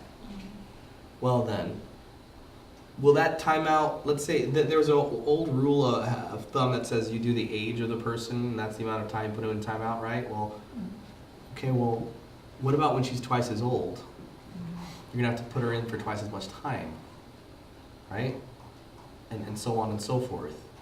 Punishment, the exposure to punishment functions as an AO to punishment being punishing in the future. So think about the same way reinforcers get tired and old, punishment has the same effect. You get used to it. You get used to it, it's no longer punishing anymore. Just like a reinforcer is no longer reinforcing, eventually a punisher no longer becomes punishing unless you up the ante. Which can be somewhat very impractical, right? Almost bordering on unethical at some point. Another thing too with punishers is that it has to be enough. If you try to reinforce someone's behavior and you don't offer them enough of a reinforcer for their behavior, you get something called ratio strain. What this means is that it's not worth my acting. I'm not gonna exert the effort to get that prize. Okay? So, same thing goes with punishment. If the punisher isn't strong enough, it's not going to deter me from engaging in that behavior. Because the funny thing is, and you might say, well, why does it matter? Because she doesn't give her a cookie. Yeah, but she talks to her. She has to talk to her to tell her she's going in timeout. If she tells her you're going in timeout for 2 minutes and she tantrums in the 2 minutes and then she has to put her in timeout again, there is still something being added to the situation, and it's called attention. Children tend to look at attention as a negotiation. So if I tantrum for a cookie, and Jerry goes, no, you're not going to get a cookie because you get a cookie, it's not good for you, da-da-da. I'm going to keep tantruming because I'm just hearing, you guys ever watched the Charlie Brown shows? Like way back in the day? The old school Charlie Brown with the adults, how the adults sound, like you can never hear an adult in those shows. The adults don't have any language, that's all they sound. The kids are going, yeah, I hear you. Okay, I'll do that. Well, all you're hearing is, that's all the kids are hearing from an adult when they're tantruming. Seriously. They're not in a calm state of mind. They're elevated, they are emotional, they are screaming at the top of their lungs. They're not hearing you rationally and considering, yes. Well, you're right, that's a very reasonable request. No, they're just hearing blah, blah, blah, blah, blah. All they know is that if they hear enough blah, blah, blah, blah, blah, eventually they make it a cookie. So they view that as almost breadcrumb reinforcement towards a bigger prize, as opposed to what dad does where he just doesn't do anything. Because you can't argue with silence. You can argue with someone who's having an argument with you, but you can't argue with silence. Okay. So EOs increase the value of taking particular behavior, and AOs decrease the value of taking a particular behavior. EOs don't make a behavior more available or possible. They only make it more enticing. AOs don't make a behavior unavailable, they make it less enticing. Do you like how I keep hammering in these principles, Dora? I mean, it's like repetition, repetition. Okay. Stimuli give us the indication that if we do a certain behavior, then a certain consequence will arise, either reinforcement, punishment, or neither. MOs affect just how much we want or don't want that consequence. Now, you will never want the neither. You'll never want the neither because that's basically talking to a wall. But depending on punishment or reinforcement, you will probably want to avoid that, right? Unless there's enough AOs in place that that punishment is totally ludicrous. I used to fear my mom when she'd spank me. I used to fear her until I outgrew her. She's a fairly short woman. And she tried doing it to me one time, and I did not mean to do this, but I laughed. I did not mean to do this. I was not trying to be disrespectful. It's just seeing this really short woman trying to reach up and hit me when she couldn't reach me, that made me, that looked funny to me. That was definitely an AO for the effectiveness of that punishment. My mom had to learn that the value of grounding and other things in those days and age. But definitely, the height disparity between me and her made that punishment not so. You don't fear the bark of a little tiny dog. You fear the bark of a giant wolf, right? More than Okay, so you see that. Same thing with reinforcement, though. Okay, sometimes you really, really want something, and sometimes you really don't.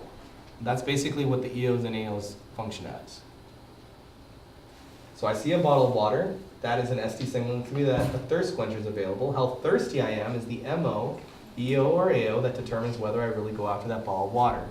So let's eliminate all other variables and just have thirst being the only variable. If I'm thirsty, that water is very reinforcing. If I'm not thirsty, forget about it.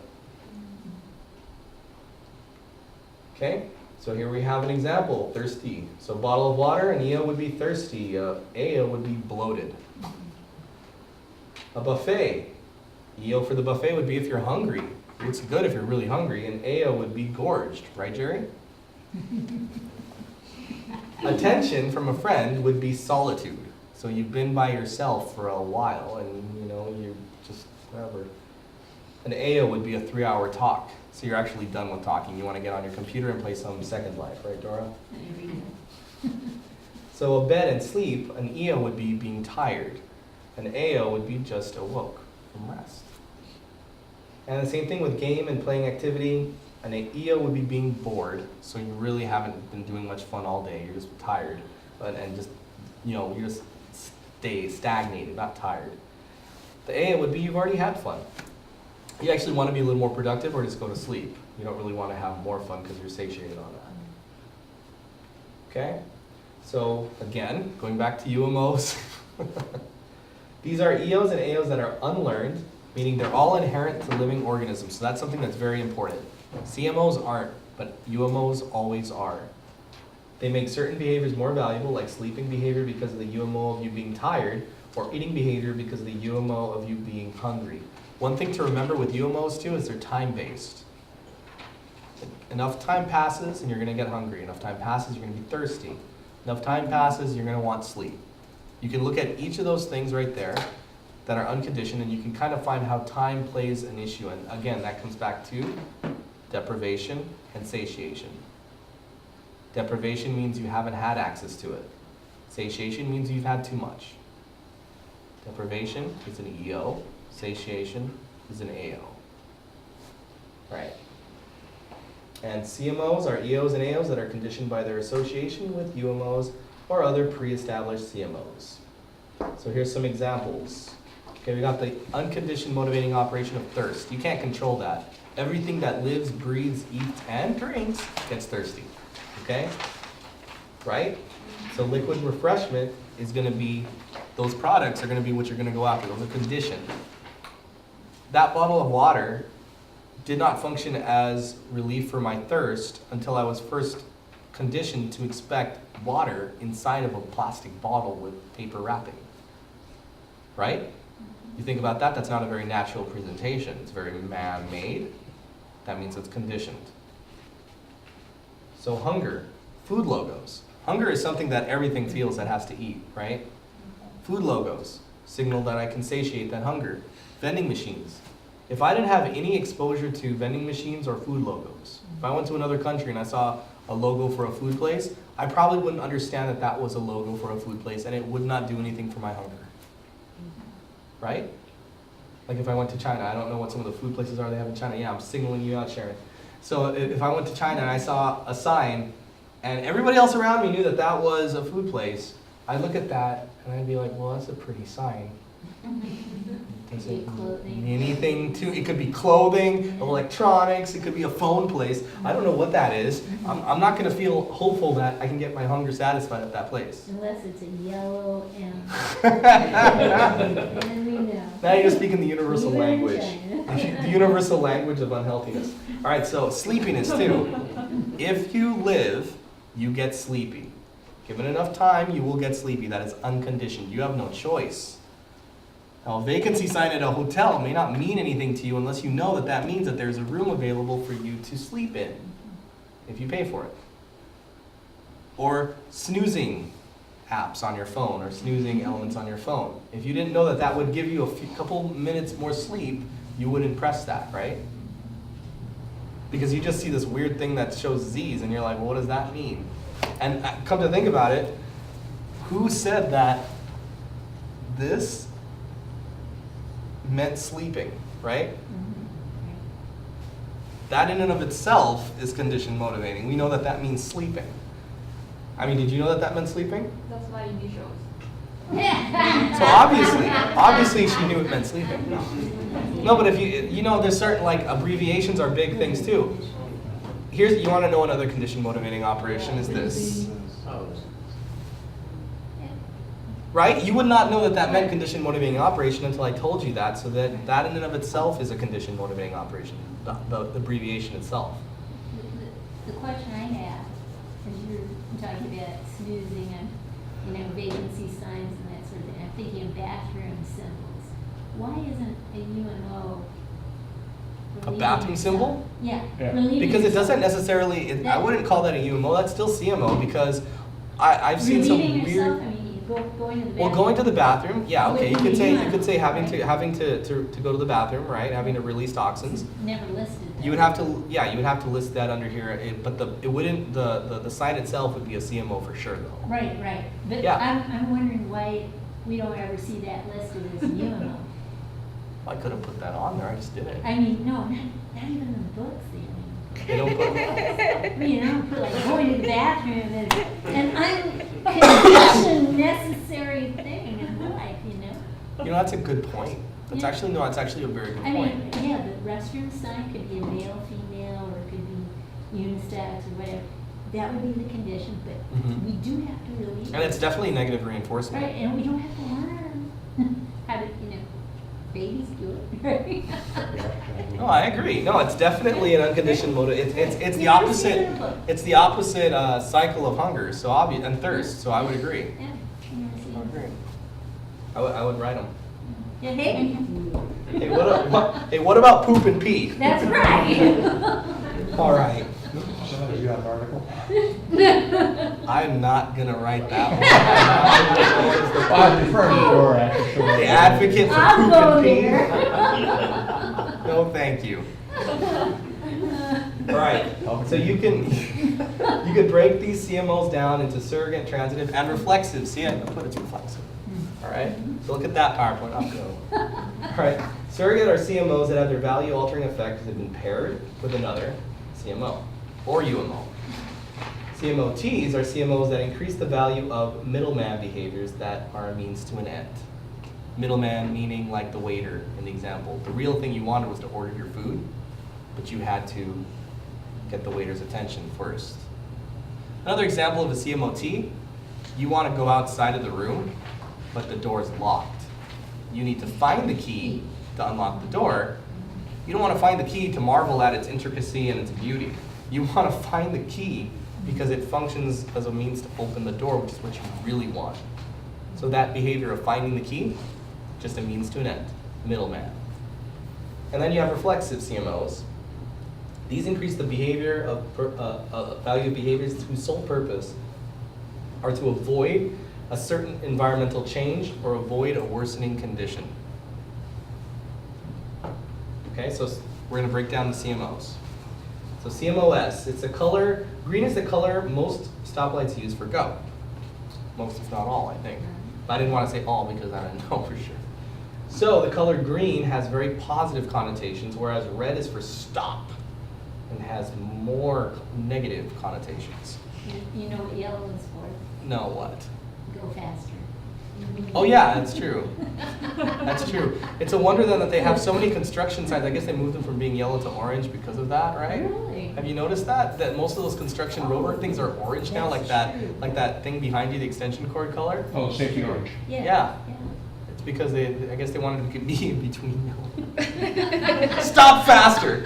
Okay, so generally speaking, was it you? No, it wasn't you. There was a teacher I had once upon a time who graded all of her papers in green Oh. because of this. Because she said red is just really negative. Because it's really negative. I know. Green's really Right. weird. I know it's really weird. I know it's really weird. I know what red and white mean in Chinese culture as well. So red not being a bad thing, right? White being the worst thing, and white being purity here. So I get a lot of disconcertion. So at any rate, a lot of us associate the color green with being a more positive thing. Maybe also because green is the color of money, right? Nature. Hmm? Nature. Green is the color of nature, red's the color of blood and dark side of the force, and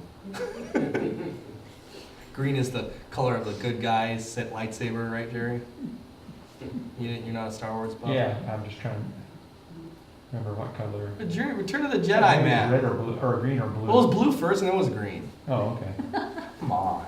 And they're making the new ones. You gotta get up with this, right? You know they're making the new ones.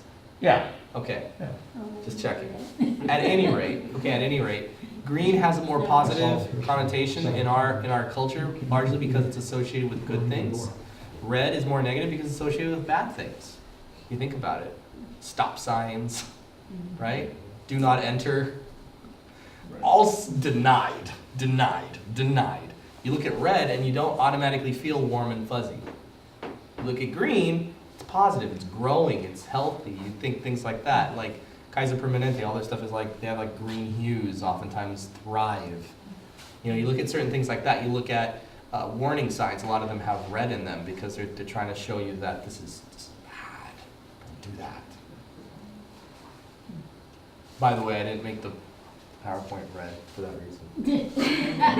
Here's another example.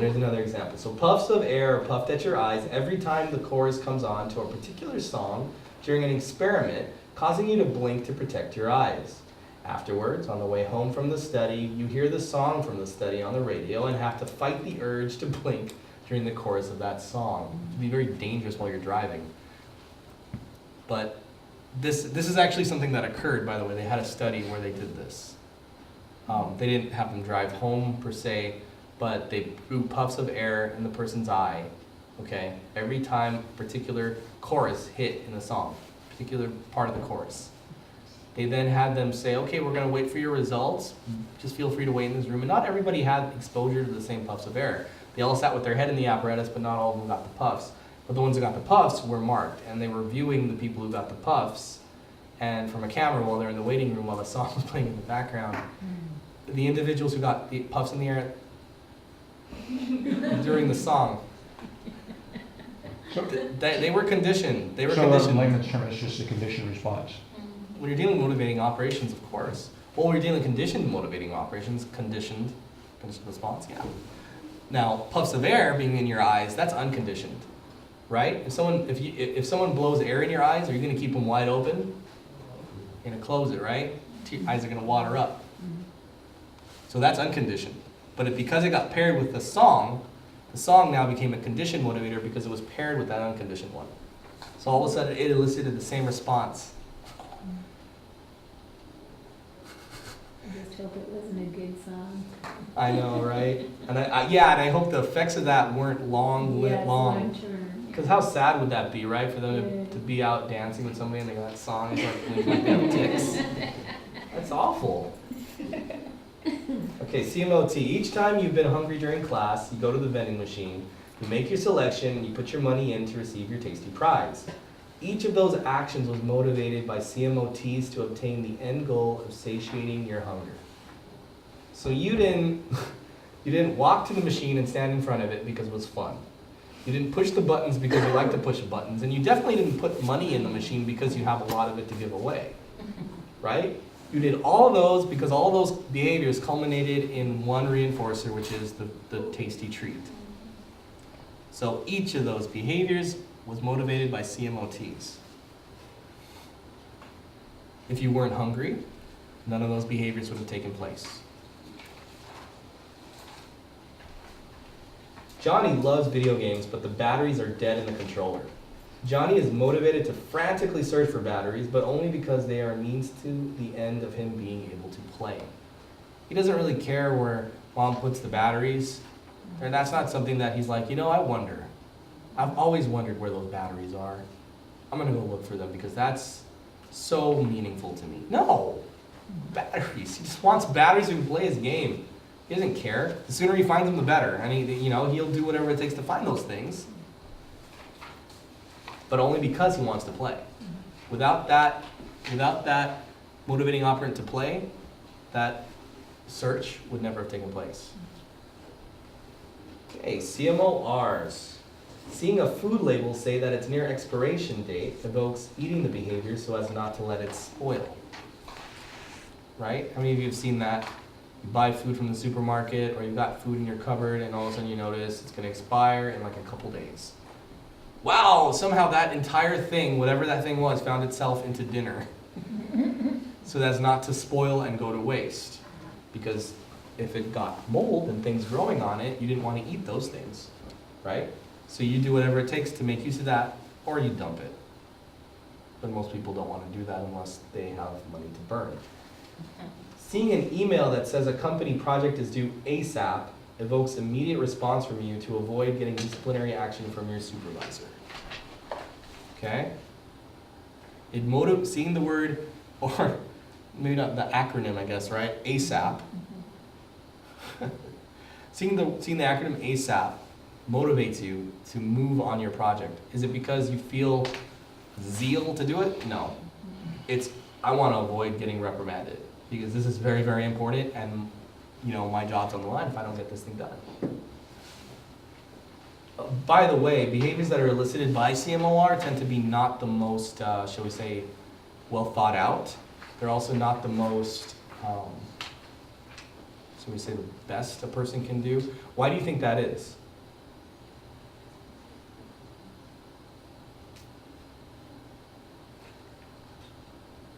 Maybe because you're just doing it to avoid a consequence.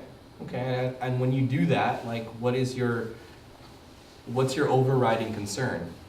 Just to get it done. Right, but for what? What's the concern? Why? What else? Or else what? You Avoid get stress. Stress, you get punished. Bottom line is it's out of fear, if you think about it. It's out of fear of an undesirable consequence coming your way. You don't want that undesirable consequence. You'll do whatever it takes to get out of that consequence.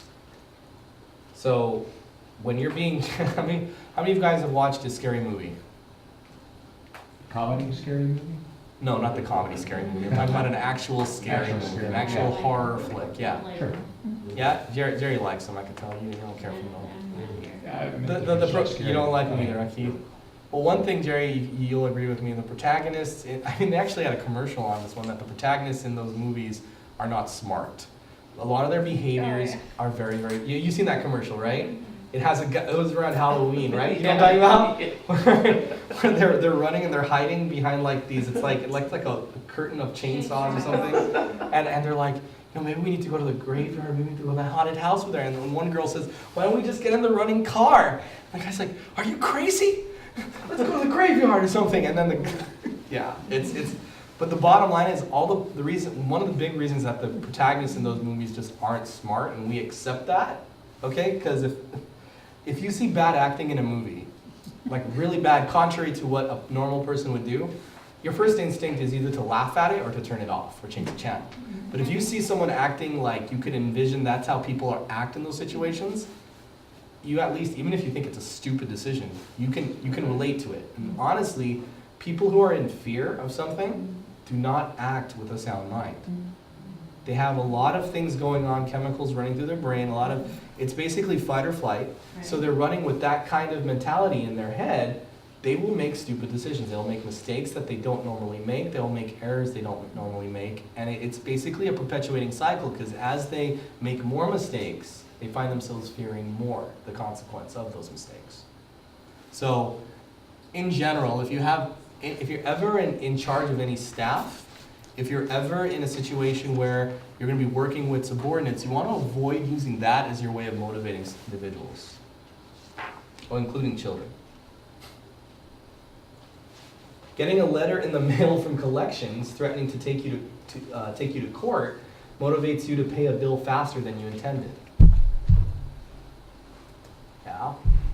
Not because you're feeling generous, because you're afraid of landing on Judge Judy. All right.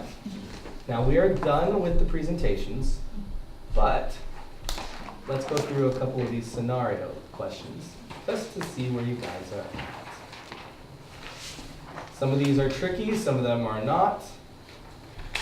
Before you answer this, before you think about what the answer is going to be to these questions, I want you to ask yourself, is the question asking about something that came before or after Charles? Before or after? Is it dealing with an increase or a decrease? Is it dealing with punishment or extinction?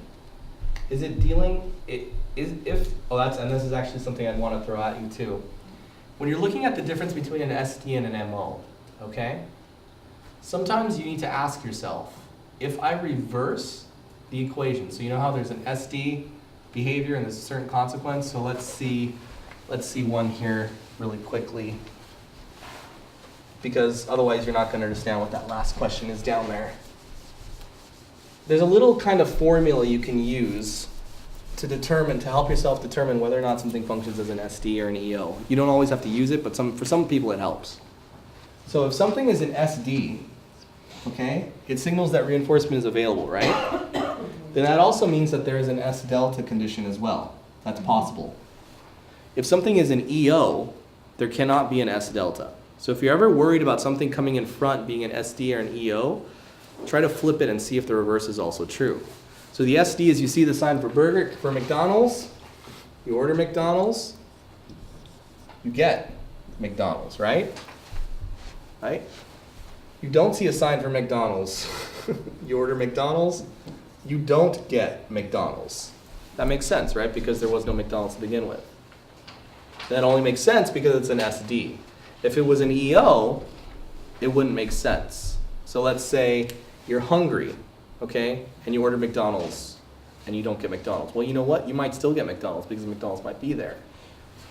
You see what I'm saying? Because with one of them you're dealing with the availability, and with one of them you're dealing with just with the is it more valuable or not. So that might be something you can ask yourself if something isn't clear to you throughout these vignettes. Don't worry though, each of these have answers, and I will go through the answers in case there's any So which one questions. can be reversed? SDs and S deltas. So there's going to be a question where it's like, is this an S?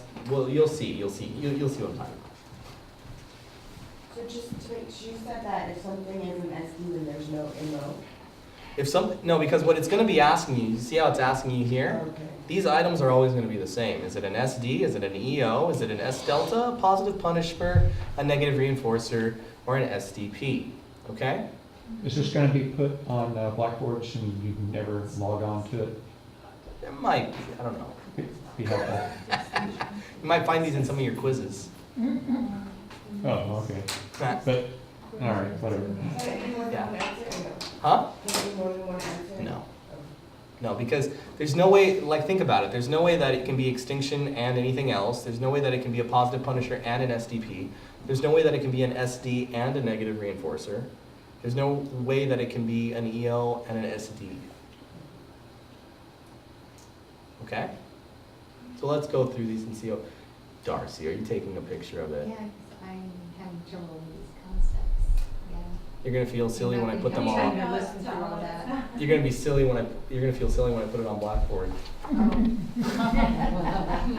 All right, Johnny has a teacher that is generally pretty nice. The only infraction she won't tolerate is violence.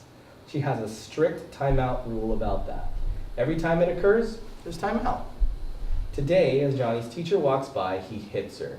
As expected, he is sent to timeout for 3 minutes.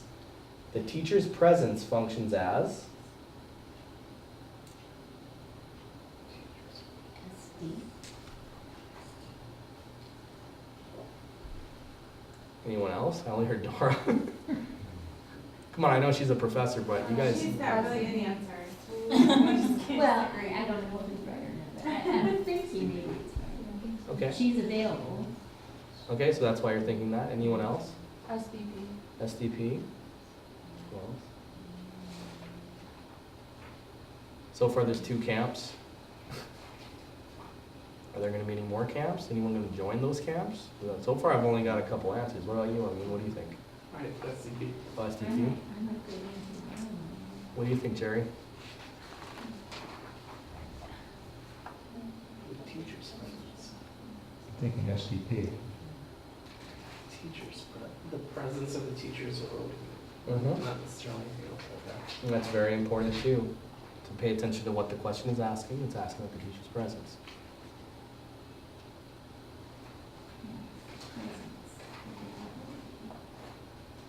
Still waiting. The teacher is intolerant with the violence towards her or anyone. That just says violence in general. I'm gonna go with A. You're gonna go with the A still? What about you, Jerry? And go F. Okay, SDP? What do you think? But she's, if it was a punishment, then Johnny would stop doing it, right? I can't help you. I mean, I like the way you think, but I can't help you, huh? So the presence of the teacher impacts the way Johnny sees. Yeah. I'm not gonna give you the Yeah, answer. I know. Come on, I'm gonna go with. man. You're gonna go with I don't know? It's like, yeah, geez, I don't know. I'll just put, write a G there with the IDK. Your guess is as good as mine. What do you think, Maya? Yeah, I know you What'd were she hoping say? that we'd pass. Oh, really? Ah, got your ponytail. Anyone else have any differing answers, or do you all agree that it's a Punisher, or SDP, or SD? I'm gonna say that it's B or E. B or E? Okay. I'll go to SD.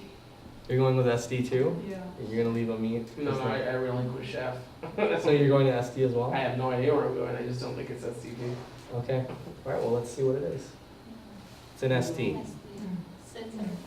It's an Just SD. because But her what is it presence- what is it an SD for? Her presence. I Yeah. mean, she's available. Her She- presence she's- makes her an SD, but it's an SD for what behavior? What behavior is available? The violence. The violence? Yeah. To punish. Hitting. Or not. No, the hitting. Time out. No, it's the hitting. Oh, so more specifically. Oh, her presence makes her. Her presence, yeah.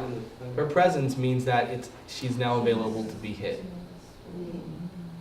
So why is it SD and not Pay SDP? attention. What's that? It's Why not an is it SD and SDP. not SDP? It's not SBP because we don't know what timeout functions as. Oh, okay. Whether it works or not, whether the Yeah. behavior goes down. So this is because I hate objective. Welcome to the BCBA exam, buddy. I overthink them. So that's kind of how it looks. Somewhat, So some of behavior them, didn't some of do them. that, We don't know.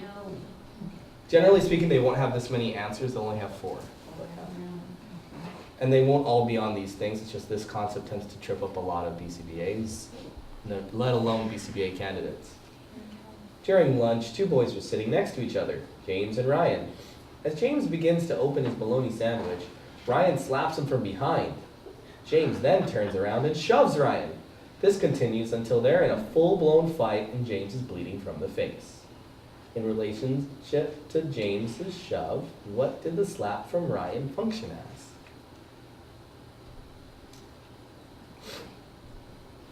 In relationship to James's show.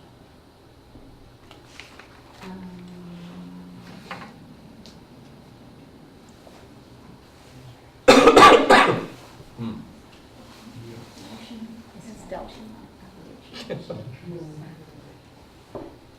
Oh, no. I'm going with The motivation, the value. What motivation? What do you guys think over here on this side of the room? You guys are Yeah. quiet. That's the value. Yeah. That's value Oh, okay. So of we can- response. If it was- Value, yeah. If you were asking about the Establish sandwich, if you were asking about the sandwich, could it be Escalzo? Because the value. Well, we're asking about. I know, but I don't know why I just made that association. If it was a sandwich, would it be Escalzo? His, Because the his value of the I sandwich. can't answer that question. You have to answer this first, and then I can go into it. Oh, okay. Trying to get answers out of me. Establish. value went up. Operation. Okay, I'm hearing a lot of talking. Does anybody have any answer? I'm gonna say B. B. You're gonna say B, it's an EO? First. So I'm hearing EO. What, any other answers? Come on, Keith. Go for gusto here, man. I'm just not sure. It seems really simple until you get to the questions. Yeah, I mean, it. Because I'm going like. I basically gave you two PowerPoints that were almost like, they weren't the same, but they have a lot of similar material, yeah. So Just it's got sort of remembering the material. reinforced, Yeah. but it's still hard, very, very. Yeah. Well, who is there? Oh. Keto. My option is not up there. Why, what were you gonna say? Well, the in- Okay. No, no, no, no. No, EO. Never mind, yeah, EO. Because it increases behavior more often. So, Value. What did this laugh? so you guys are sticking with EO over there. What else? what's that even, yeah? You're thinking EO too? Positive. Let's stop at 2. Let's just stop at 2 when we're done with I would this. say either. Let's stop at what? Let's stop at 2 scenarios when we're done with this, so we don't fry our brains. No, this is good for you, No, Dora. it's not frying my brain. Come on, Dora, we'll just go. We'll just do a couple more. All right. There's like 50 of these. Oh, No, I'm yeah. kidding. You'll be getting them all quartered. It's SDP. Huh? SDP. You're saying SDP? Well, if you're paying attention. To get a EO reaction. or SDP? Oh, that's right. Yeah. So so, SDP. Yeah. okay. That Just is to vote in that the is answer. Ryan's lap. That's what started it all. So he did it. Because it's bad. All right, so I'm hearing EO and I'm hearing SDP. Anything else? Okay, let's see. EO. No, EO. Why Jerry. is it? Yeah, AEO. A-E-I-O-U. AEIOU. So why is it an EO, Dora, since you came up with this? Well, what I'm thinking is that when who did it first? Ryan slaps him from behind. Okay. James shoves. So the value, I mean, the value of retaliating just went up. Okay, that's one way to look at it. That is definitely one way to look at it. Another way to look at it is, I just eliminated the others. The delta, well, it's not Okay, that delta, works. because That works, it yeah. can't be any of the SDs of any kind. why wouldn't it be an SD? Because it wasn't just available, it actually happened. At least, maybe I reached the right conclusion via the wrong thinking. You did. That's not right. That's not exactly the right logic, but that's the right conclusion. One thing you need to ask yourself, okay, so James and Ryan are right there. James, okay, and they're sitting next to each other. Okay, so they're right next to each other. So it's asking about James's shove. Now, when could James shove Ryan? After he got slapped in the back of I the head. mean, no, he could have shoved him at any time. Oh, He could have done it before. That's true. So if this was an SD situation, yeah. Because he just got. If this was an SD situation, then there would have been no way that he could have slapped or shoved him, I should say, prior to this, because that means it's now available for shoving. But he shoved him after a very specific thing happened, because they were already sitting next to each other. And, he opened his bag, and then Ryan slapped him, and then he shoved. He could have shoved him that entire time it was available to him, but he didn't. But it was more valuable to do it after being first slapped. Okay? Don't worry, we'll just do a couple more. Okay. Next time that James was eating lunch, see, it's a follow-up question, Nora, that's why. He saw Ryan walk up to him. His heart started palpitating and he began sweating. As Ryan approached, he said, "Hey, you worm," and then he slapped James across the face. This time, James did not shove Ryan back. In relation to James's shoving, the presence of Ryan functioned as a... So that would be. You're saying an SD? Yeah. You're saying S delta? What else? The presence of Brian.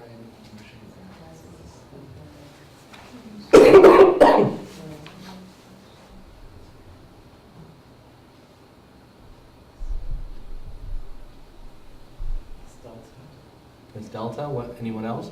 Come on, Keith. Too confused to try Well, that's not to good. separate each one of As- them. That makes me a bad As the professor. night- Come on. No, as the night wears on, our brains get mushy. Yeah, no, I'm trying to firm them up again. I appreciate that. I know. Well, if you gave me an earlier Hey, time forever. slot, Dora. I know. Sorry about that. Hey, don't blame me. It's the time slot. That's Yeah, the come time on. slot. That's a Okay. horrible time slot. I mean, you got Leonard up there talking about sex. I mean, he's got it easy. So, what's that? Would that just be SD? You're saying SD? I That say gotta be something to make people laugh. All right, so SD, I'm seeing S. S. SDP. What's that? I'm supposed to It's a take veil. It's overlapping. You're like, man, I'm just in the wrong classroom. I'm talking about MOs and EOs. All right, I say F. you're saying F, SDP? Okay. Then the way you said that. Okay. That's my I'm not understanding. So far I'm hearing SDP, S delta, and SD. Is that right? Anyone else? Okay. Let's see. Come on, Myra. I don't have the Jeopardy song on my phone, but I'm gonna get it. I swear. There we go. Oh, no. Ow. They all seem possible, so. They all seem possible at some point. I believe that's why that's why they're all up there. Because if all of them were impossible except for one, that one would be a very good question. Bad. I'm going with same one. With which one? There were three. SDP. You're going with SDP? All right. Okay. It's SDP. So is the behavior. But can you explain why it's SDP? Sure. Is it because he learned from like the last time, possibly, that, since there was like a fight, it could be he learned like there was a punishment. So this time, What was the punishment? that he got in a fight with Back and forth. Ryan, maybe Okay. Ryan beat him up or something. So now when he tries to talk to him, he just is like ignoring him. Well, the answer is actually you're not far off. See, in the previous example, remember in the previous example they got into a fight, and how did the fight end? It continued until basically The bleeding. they're both bleeding from the face. Right. So they're like, So the behavior went down. yeah. So No, so what basically happened is he retaliated last time he got hit. Last time he got slapped, he hit back. and Eventually that consequence. resulted in him getting blood from the face, regardless of what happened to Ryan, okay? Right. So again, he sees Ryan. So he- Again, Ryan slaps him. The behavior is. This time he doesn't retaliate. He doesn't retaliate because he knows what that retaliation will cause in the future. So that behavior's been punished, that retaliation behavior. Behavior, yeah. So that means it's a punisher. And the reason it's not a positive punisher, because it would have I was expecting someone to pick positive punisher, but the reason it's not a positive punisher is because we're looking at the presence of the person. If this was positive punisher, it would have probably been something different. Such as? Well, let me make sure it's not the next question. Okay, it's not the next question. So this, So why would the positive punisher would have been the slap. What is the difference between this question and the one with the cookie, with when he slapped the teacher? The first question that we got. Okay. When he slaps the teacher. Well, the difference is in the first question, okay, we don't know what that consequence of timeout functions as. All we know and all we're really looking at here is we're looking at the presence of the teacher results in what? It's not an EO because we're dealing with presence. And we're dealing with the first time that he could actually hit her. Now, if we were dealing with maybe her proximity, if we're dealing maybe with her turning her back to him or something like that, then we might be looking at that being more of an EO. The fact that she's just there, that makes hitting her available. Makes her available to be hit. Now, if she has just assigned him something or said something to him and then he hits her, then we could say, okay, well maybe that aspect functions more as an EO. Because he could have hit her at any time, but then when she gave him that assignment, now he wants to hit. But from this example alone, we're just looking at, remember, try not to assume too much, try not to overthink things, just look at the facts and look at what the question's asking you to determine. Because otherwise you can get, then this is the last one. I'll have mercy on you guys. Thank you. Mel was trimming the rose bush. She got a thorn in her finger and started bleeding. She went inside to look for the tweezers to remove the thorn. In relation to getting the tweezers, the thorn functions as No. No, back.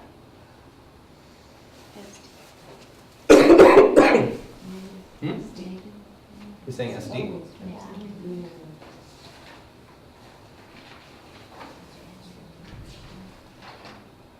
It's, you know, Or available. EO?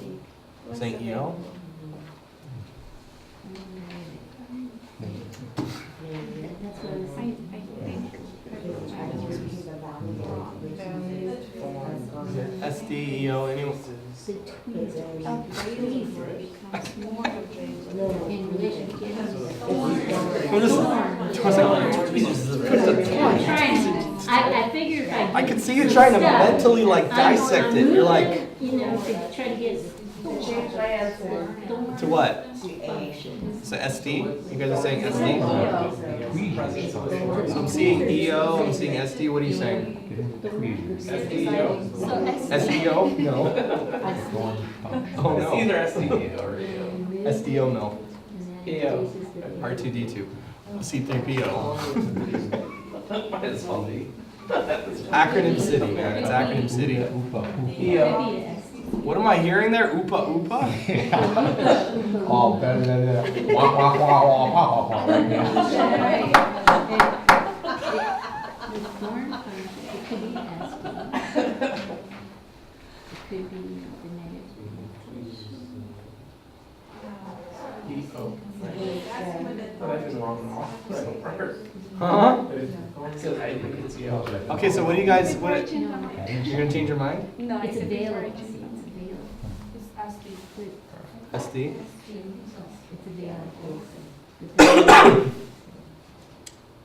if you removed it, So it looks like we're between SD and EO, right? Is that fair? Okay, so who says SD? Yeah. then they go. Okay, who says EO? Let's see what we got.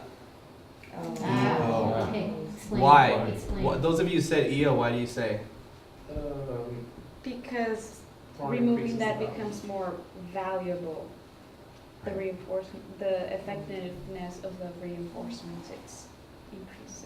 It's That's greater. one way to explain it. But the thorn- Another way to explain why it's not, why the presence of the thorn is not an SD, is because you could have got the tweezers before the thorn was in your finger. It was still available. See, so the thorn made it more valuable, because who knows what you'd have used the tweezers for before? Probably nothing, but you could have still got them. We were actually kind of flirting with positive punisher or negative reinforcer. Not positive punisher, I don't. Okay, I was flirting. Dora's like, you take your positive punisher and you stay over there. Yeah. No, I understand why you would have gone with negative Negative. reinforcer. I get that. But the action of taking out the thorn would have been the negative That- reinforcer. I kept Right, thinking, let me I make get sure I'm that not out of killing- my okay, brain good. with my thumb. So, the thorn being in the finger made it more valuable to find the tweezers. You could have found the tweezers at any point in time. Another thing of looking at it, right? Okay?